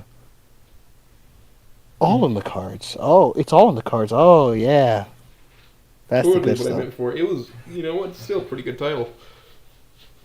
Yeah, I would have preferred Heart of the Cards. I But remember we scrolling went through from- AO3 and seeing all the cards. I'm like, I know exactly what this is immediately. I mean, you can always have a fic called The Fool. It could be a Stella effect because guess what? One of the cards is the Fool. And she does play the Fool quite a bit. Yep. And she does. Inverted world. Oh no. The master of no one, but not even yourself. Alrighty. So, what? So I see in the points you have Fate reveals her first hand and Fate reveals her second. Yeah, Those like are I for said, multiple, things. this refers to any time she performs a tarot reading. Because, like I said, each tarot reading is significant to the story as a whole. And what's the big Faith reveal? is playing. You know the bonus chapter. You know what happens when she leads and on the way. Oh, right. Yes. Where they? That was that kind of colored the way I saw Stella after the bonus chapter was over. I kind of headcanon that she might have had a secret crush on Anon all along, and knew Oh, who for she sure, was. dog. She corners him in a fucking meat locker, basically. Yeah, dude. Yeah, come on. There's no fucking way that it's not. With an Opie shirt, with a shirt that literally says tits on her boobs, dog. It's the last creature I had. Bullshit. No, Come on. No way. She was using as confirmation. 100%. Hey, She's man. like, I need to get. He's one of my people. Is this actually him? Type scenario. Yeah. She fucking blocks him off in the hallway to talk to him. Dog, she just had like a very nervous crush. There's no fucking way she didn't. Yeah. No fucking way. No chance. Yeah. So I guess she just knew the whole time that Anon was was whoever he was online. Never say the name. Rockringer, yeah. Rockringer 68 because 69 was already taken. Yeah. Yeah. Nice. Hell yeah, brother. But yeah.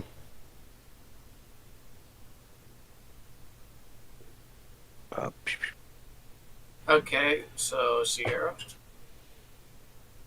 All right, are we ready to move on?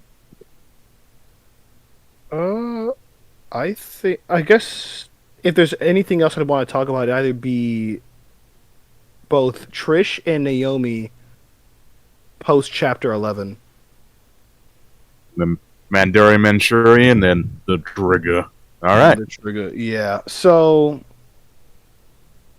I honestly didn't know what I wanted to do with Naomi at the even at the halfway point of the fic. So I wanted everybody to get a good ending. That was the goal. By the time I got to chapter 11, that was the goal, to give everybody a good ending. So in order for Naomi to keep her relationship with Nazar, she has to come clean about the plan and then take off the mask completely. And the thing is, she's not the same meek person that she was before she met Nazar.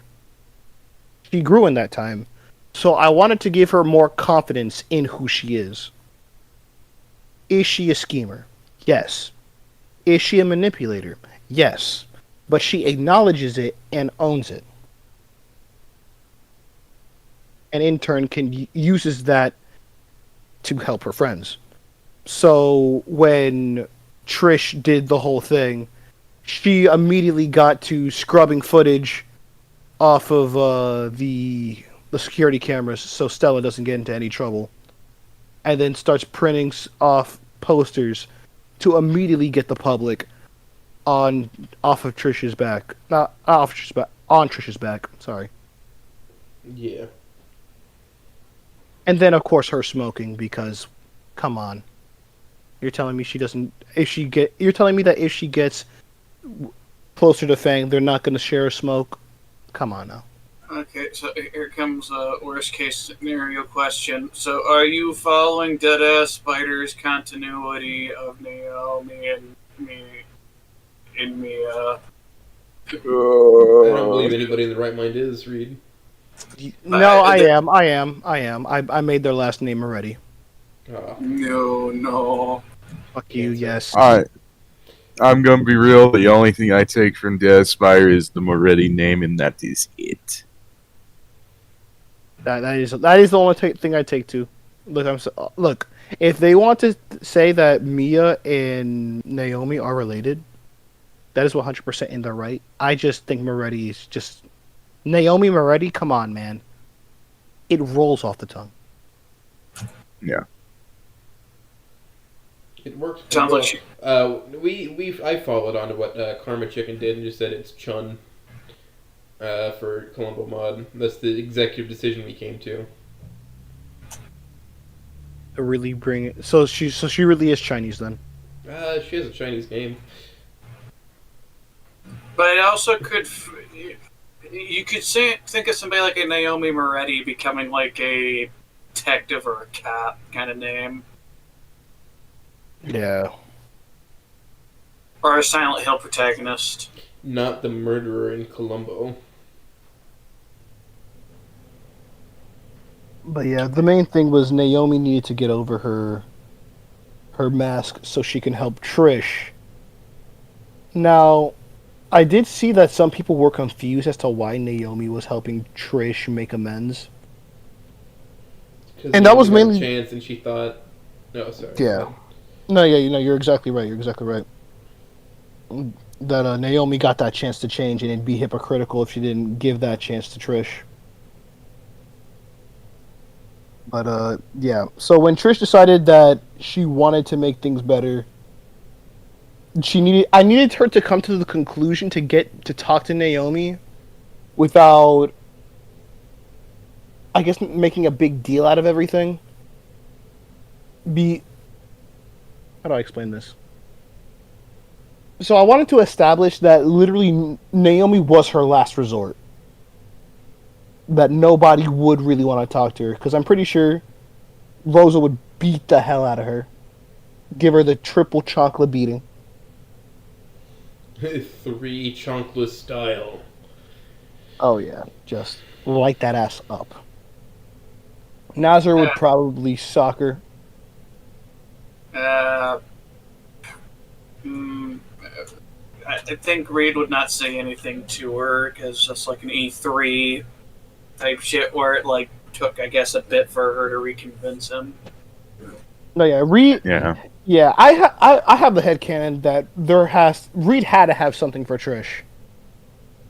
With how hard he was playing defense during the doxing, you cannot convince me that there was not something there. Or just let along like a thread. You talk about some. Did you ever think why she did this? No, bitch, it just happened. I'm pissed.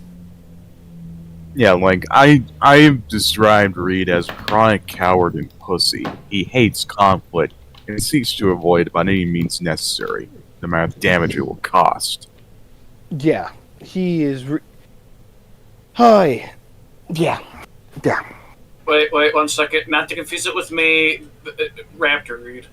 Yep. Yeah, no, Funny weed raptor bros. Druggy Reed. Druggy Reed, yeah. It's The funny wet red raptor. Yeah, even if that was the case, funny drugs. if he was always about the path of least resistance, Pussy shit. why wouldn't he talk to Trish at least to like get the story from her before be like, hey guys, maybe don't get pissed that she completely leaked all of your stuff. Yeah, again, I do put it at fault. I think with Caveman and E3 to where, guess what?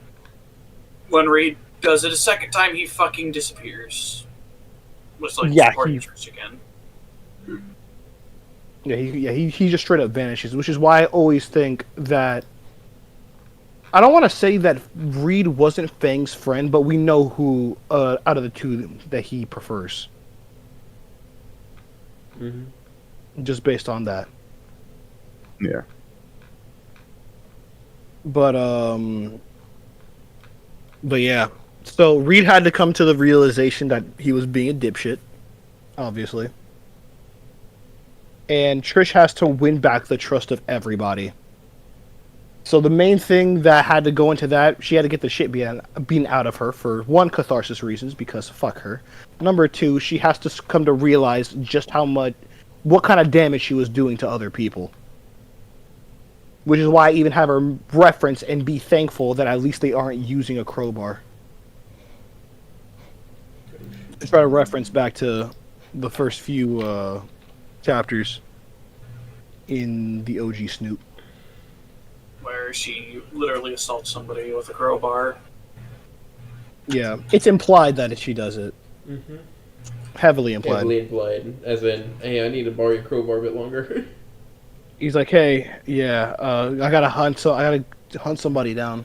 She just straight up says it. Like, yeah, you gotta take care of hitting something. fuckers in the street, dog.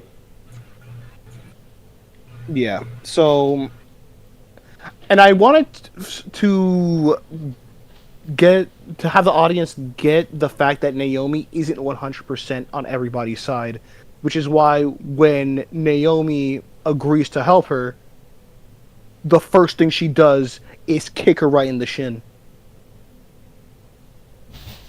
Because She deserves it. yeah, because she deserves it, and she needs to understand that Naomi is sticking her neck out for Trish. If things go south, they're both fucked. So they need. I wanted the audience to get that there is a semblance of risk. That if Trish decides to go south at the worst moment, it's not just gonna be her she's screwing over. Which added a bit of suspense for those who weren't completely convinced that Trish changed. And then, of course, as things go on and on, Trish doesn't take care of herself. She's stressing, which is why throughout, like as I make the little mini sections for Trish, I make small details like I miss my footing. That she misses her footing. She feels dizzy for a moment, but shakes it off. And that ultimately culminates on prom night, where she just straight up fell asleep. And later, just pretty much dropped out of exhaustion. She's had a rough little while. Yeah, because she's been in a really rough spot for a really long time. Yeah. And which puts into the idea, because I think it's assumed pretty much, kind of with Snoop Game with how a lot of people read it, is that Trish's home life is not the best. Yeah. So you add that on, not taking care of herself, and then you're also in a completely high stress environment at home. It's it's pretty much insinuated she's a second mother to her siblings. So she already has a lot on her plate, and you add in all this bullshit, it's going to take a toll on her. Yeah. So, in the end, it culminates in her buying a new guitar for Fang, which is not sort of a nod, but I wanted it to be kind of the inverse of what the common fan theory is, where in E1 she's the one that snips her strings. Yeah. Yep.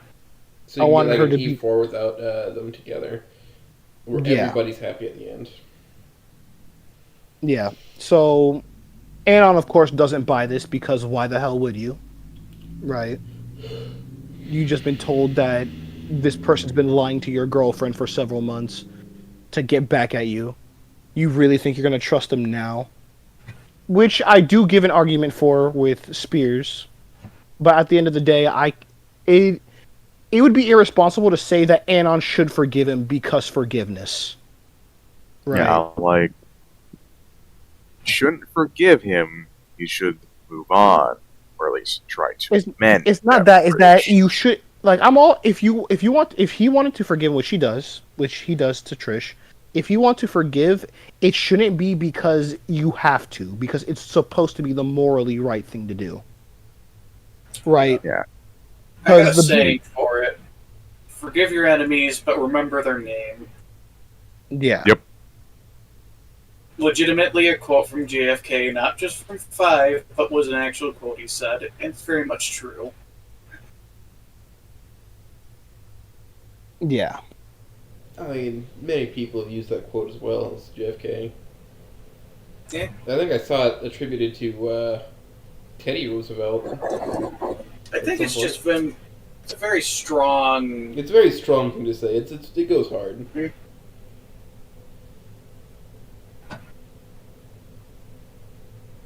It's also don't pee where you poop. That's a big one too.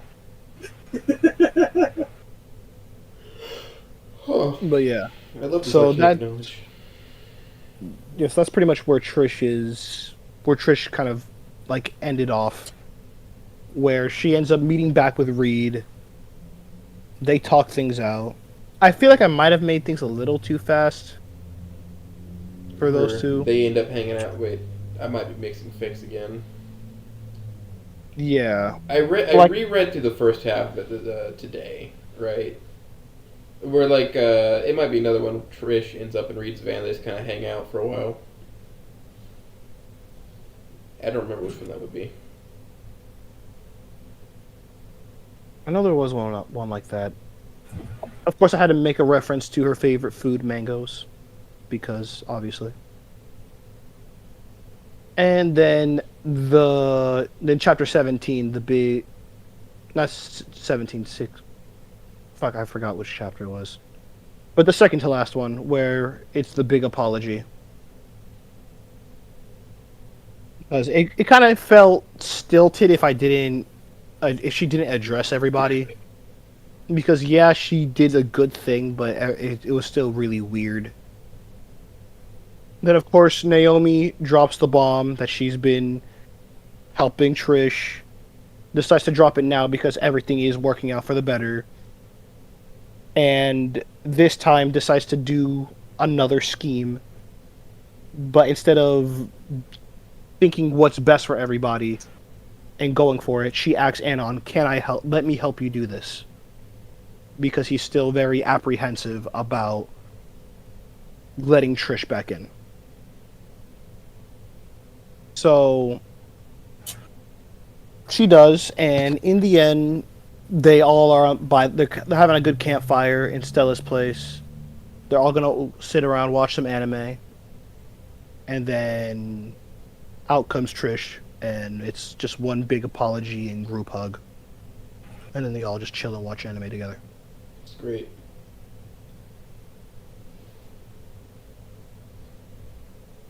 It's a good ending, and then the bonus chapter is just. Oh, But wait, exquisite. what were they watching though? Is that hold on. Let me see. Which- I think I might have specified it. Chapter index 15. They're all watching Dragon Ball because Rosa said they had to watch it or she was going to kill everybody. They're all watching Dragon Ball Z. What else I kill you? Oh wait, I don't think I. Fuck! I didn't write that they went to go watch anime. It pretty much ends with Trish accepting that she's forgiven for what she did, and then it kind of ends off there. Then the chapter after that's just the epilogue, where everybody kind of gets their happy ending. Yep. Is that daughter in the fic? Is that a Cynthia? Or is that something else? No. This daughter is Luna. Literally because I literally named her Luna just because of Anon's nickname for his family, which is his night sky. Mm. Because you got Stella and you cute. got Luna. That's cute. I like it. It's like with Nunlin Chamber with Reed's sibling. It's kind of a cool little thing.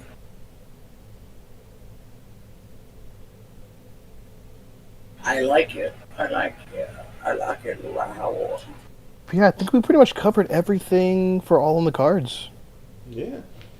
Do we want to move on to Heaping Helping of Heather? For as much as there, you want to talk about Heather's family? Oh yeah, Heather's family, man. I like how you characterize them. They have a great family. Yeah, the big thing was deciding whether or not she was going to be adopted.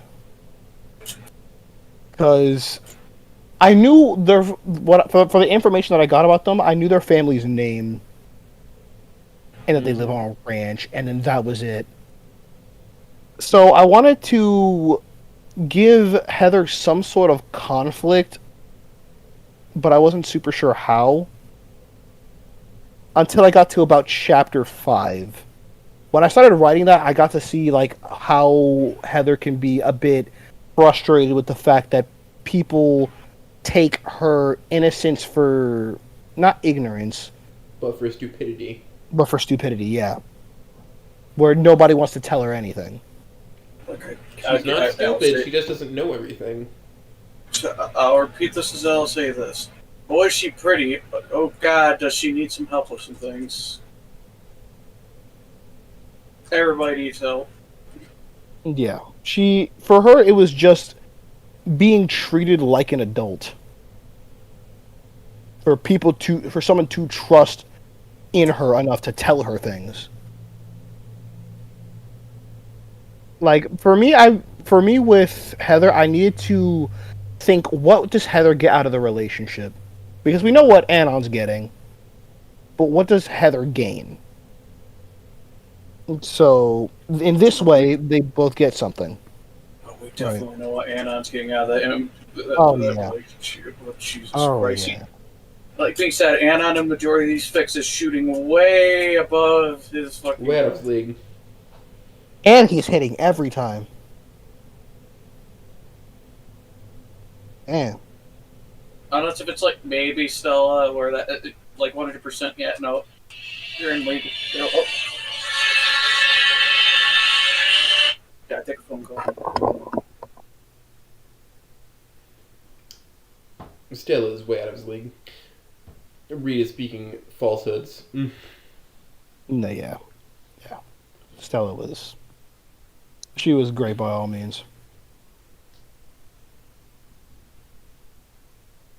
But, yeah, I mean, her family was kind of just... I wanted her family to be not super big focuses, just likable enough characters. They feel like they're complete as people, I think. Yeah, For I wanted... as much as Anna would know them. Yeah. I wanted Eulis to have a slightly bigger role in the story, mainly because of what he would ultimately contribute for prom night. To do the sponge. Which would be the stilts where Anon pulls a SpongeBob. Becoming, long, tall, and handsome. Yep. Oh, man. To be honest, I had that idea since the start of the fic, and this whole thing was just writing to get to that moment. You know, canonically, Heather's like 5'9", right? To most canons, she's not that tall. It's just more tiny. Yeah. I wanted to but I wanted her to be comically tall for this fic, just because I thought it'd be just funnier.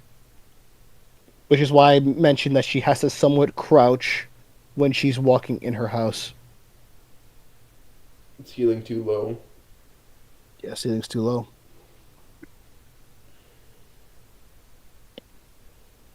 How tall is she in Heaping Helping? He's like... She's got to be like 7, 8 foot tall. yeah, she's about 8 feet, man. She's about 8 feet. Big Damn, girl. she's taller than my girl. She's about the size of her daddy. Yeah, she is tall as hell. Yeah, no, Erica is 6'7". Her dad is 7'3", 7'4". Or no. I think... Hold on. I ain't write down numbers. I just know she's taller than the boy. Okay. I am back. Also, no, 100% both Stella and Anon are both in the same league with each other because they're Incorrect, both Reed. You're weebs. lying. You're uttering falsehoods. They're both fucking weebs. That doesn't have anything to do with being in They're- one they- league. That's like saying They play you the like same reading game. books. That doesn't mean they're in the same league. You, That's like putting a listen little leaguer on fucking Major League Baseball. If they both play Smash Brothers, they're the same league. Okay, moving on. Yes. But yeah, so I just decided to make her comically big for the sake, just for comedy's sake. I can respect that. Yeah, and in Hearts Held Up by Strings, I'll probably make her canon size. You're gonna make Judy comically small, though. Damn it! Ah, man, the Make decisions. Judy. I mean, make I Judy already count. make her. I already make her mad small. She's already like under 4 feet. She's No, you make Majorly short. Wendy even more comically small. You talked about Schizo-chan. Yeah, I know. I'm trying to think how I made her proportions. They can't be too small. 'Cause then they're it's just ankle awkward. biter size. Yeah, no, I think I'm just gonna make them like 4. I mean, for 4'5". Yeah, 4'5". For how tall Anon is, They'll be they're yeah. tiny. I was gonna say 3'9". Sternum height. okay. Okay, I think that might be pushing it a little. Have you never met little ladies that's 3'9"? They'll kick your ass. Yeah, The if smaller you're they ass are- kicked by a midget, Reed? Are you Here's the thing: traumatizing? the smaller they are, the more fun they pack.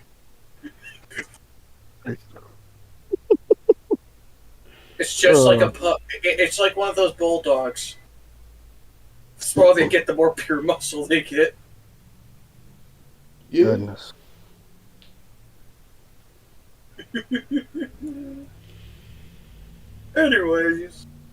Anyways, So Anyhow, let's Car. talk about there's people speeding down my block. I don't know why they do it.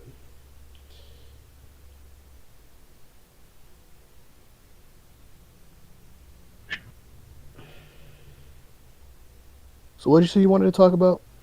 I was just gonna talk about the family. Oh, A little right, bit right. about how the mother is just like she gives me New Orleans vibes.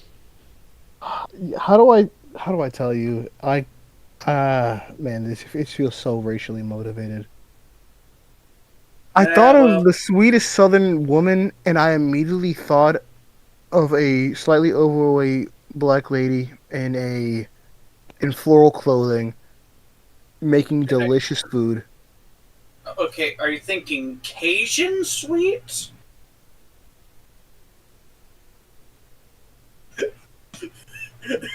I think, man, I don't know. I don't know what I was thinking. Look, dude, when I'm writing, I'm in a different headspace. The tism fully takes over. I would know this. I understand the viewpoint. Like, it's nice and all until I have to explain a lot of my writing decisions, and I'm like, well, it kind of just happened.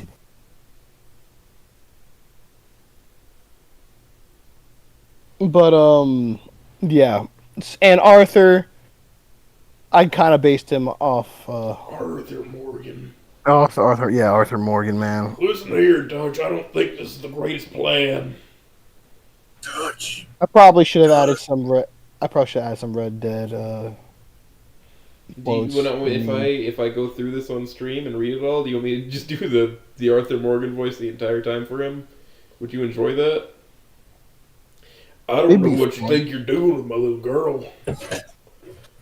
Make It'd wise be funny to decisions. be reading for like. Let me see. I'm pretty sure he shows up briefly in chapter 5, then in chapter 7 again, and then we don't see him until chapter 14. Till Yeah, close that's to it. the end. Yeah, like he Anon and him have like one conversation in prom before prom, and then that's the last we ever hear of him.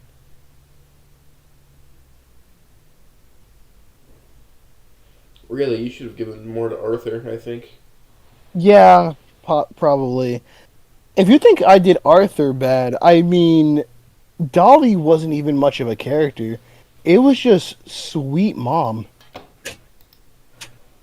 You know, technically, if you wanted to write an Arthur character to show up just for a little bit, and the next time you don't see him ever again, but you run into a guy named John, and you ask, like, "Weren't you like a friend with Arthur?" Yeah, Arthur died from tuberculosis. Arthur had tuberculosis.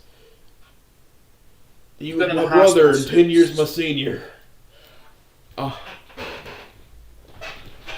You ever have like that pins and needles feeling, but it's justified because you have a cat latched onto your leg? Yeah, oh man, I hate those pins and needles, man. My cat just latched onto my leg and stuck her little claws into my leg. Ugh.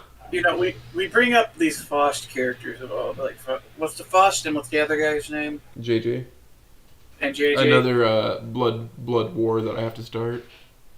So I've just kind of came to a realization that slowly we're having a bunch of like Dino or just a different variation of a bunch of these like actual like word for word guys that were conspiracy theorists in the Snoopverse. Because we got like Ted Kaczynski, then we got the one guy for the ones I think it's Terry the Davis. origin story Terry Davis, who was also legitimately a schizoid. You can hit the glowies with your cars. They're not real people. They glow in the dark. Like, sooner or later, we're going to have. There's going to be more, and then we're going to have a fic where they're all, like, fighting in a battle royale. I'm giving you this idea. Dale Gribble. And I will probably never write it. I'm so Battle Royale for all the man. Schizo would have a field day. I can already see her pull out some fucking grenades, an AK that she keeps on. The guy from the Waco siege. Who do you think even wins Ruby that? Ridge. Yeah, who do you think even wins that? I mean, aside from Ruby Schizo. Ridge. Really? Yeah, because that guy's still alive. He's no, he died in prison. Oh no, that guy survived, No, and he Ruby- wasn't no. in prison. The guy, the main, the Jack. Yeah, no, Jack did not die in prison. Not for that, at least.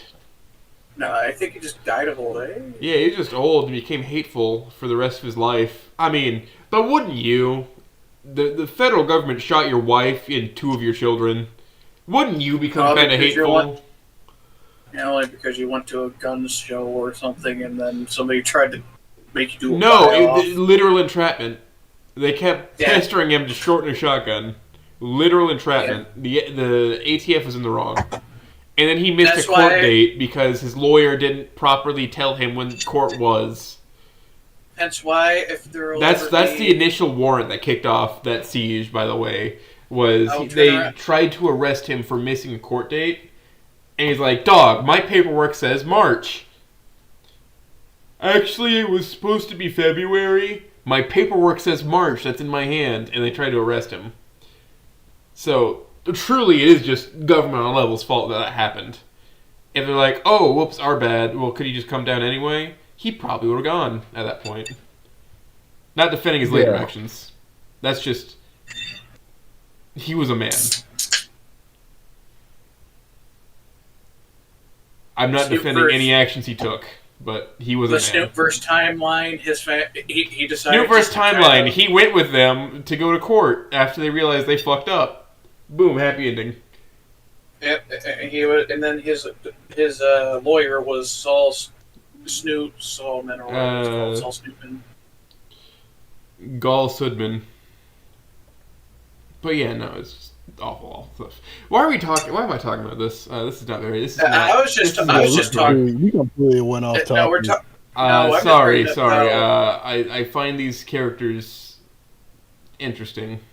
No, I was Talking just bringing about- up all the fact that there's more and more just in the Snoopverse for the fan, like. I extended mean, it's universe, very much just 4chan spreading based, so it's people. gonna happen. Yeah.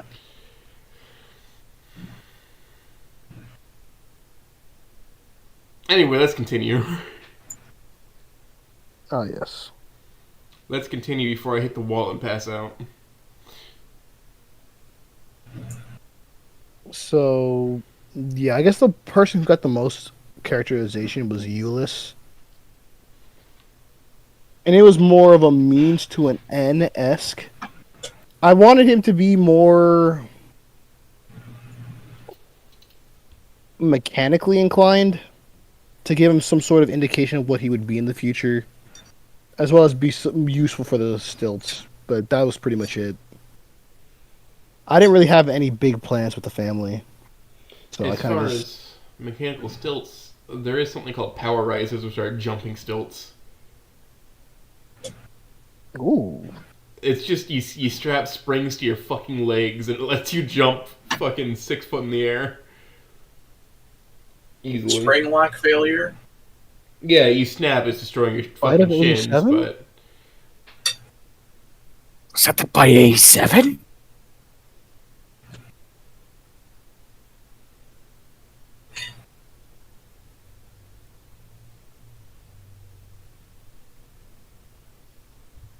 I know less about the Wendy character as much as probably a lot of other people because I just haven't read too many things from Faust or anything like that or JJ. Faust is Oh, for Wendy? kind of hard Not to Wendy. find.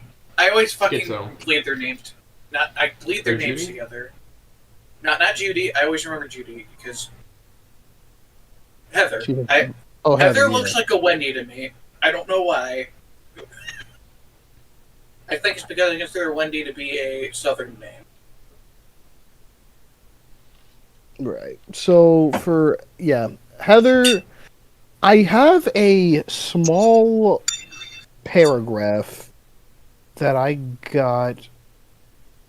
I don't know if it was from Faust or from somebody, but essentially it gave me the bare bones details, or as much details as they could get. But it was. Let me see if I can find it. It essentially gave me the things like family names, financial situations, living situations, and that was about it. And potential interests. Everything else was either from fan art that inspired me or my own ideas that I thought would meld, or at least what thought would meld nice. I mean, I would love to So- have Faust on, but he doesn't talk much apparently. Or at all in VC. From what I've heard. Sorry. My bad. Go ahead. And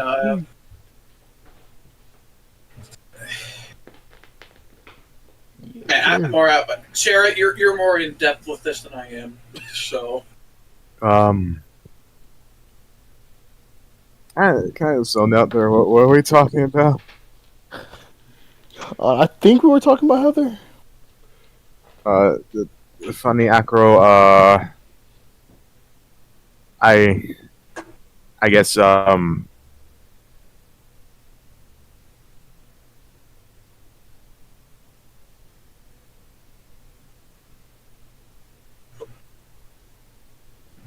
oh shit, have we reached our limit?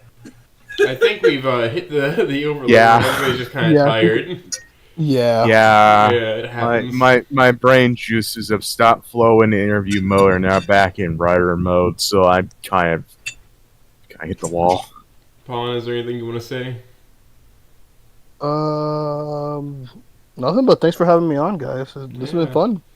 You know what? I got the. I got hate the best one to add here. to my list, but is there anybody you want to add to my list? DM After Dark. DM After Dark? I can Ooh. see. Okay, Yeah, so there. here's. The guy who Wait, somehow what? wrote. Go ahead. I got the best question. So here's the thing. You got fuck, kill, marry. It has to be the characters from the extended Snoot verse, Wani, Snoot game. Gun to your head. You gotta pick 3. Kill Trish again. Alright, now move on to the actually important bits.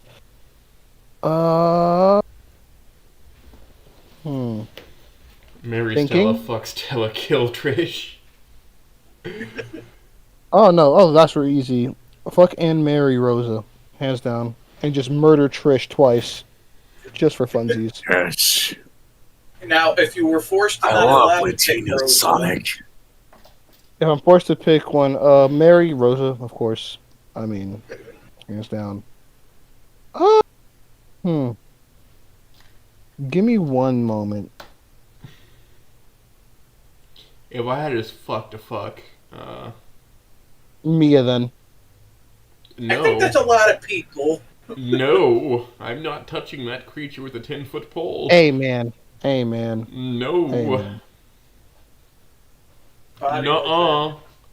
Or possibly Liz. You know what? Yeah, Liz. You see, when you're just doing like a fuck option, it's gotta be somebody who's like open to just fuck and not getting attached, just so you don't hurt them. That's the thing. But that's the thing. There ain't no one who's like that aside from Trish, and hell no. Or Mia. Fuck Tracy.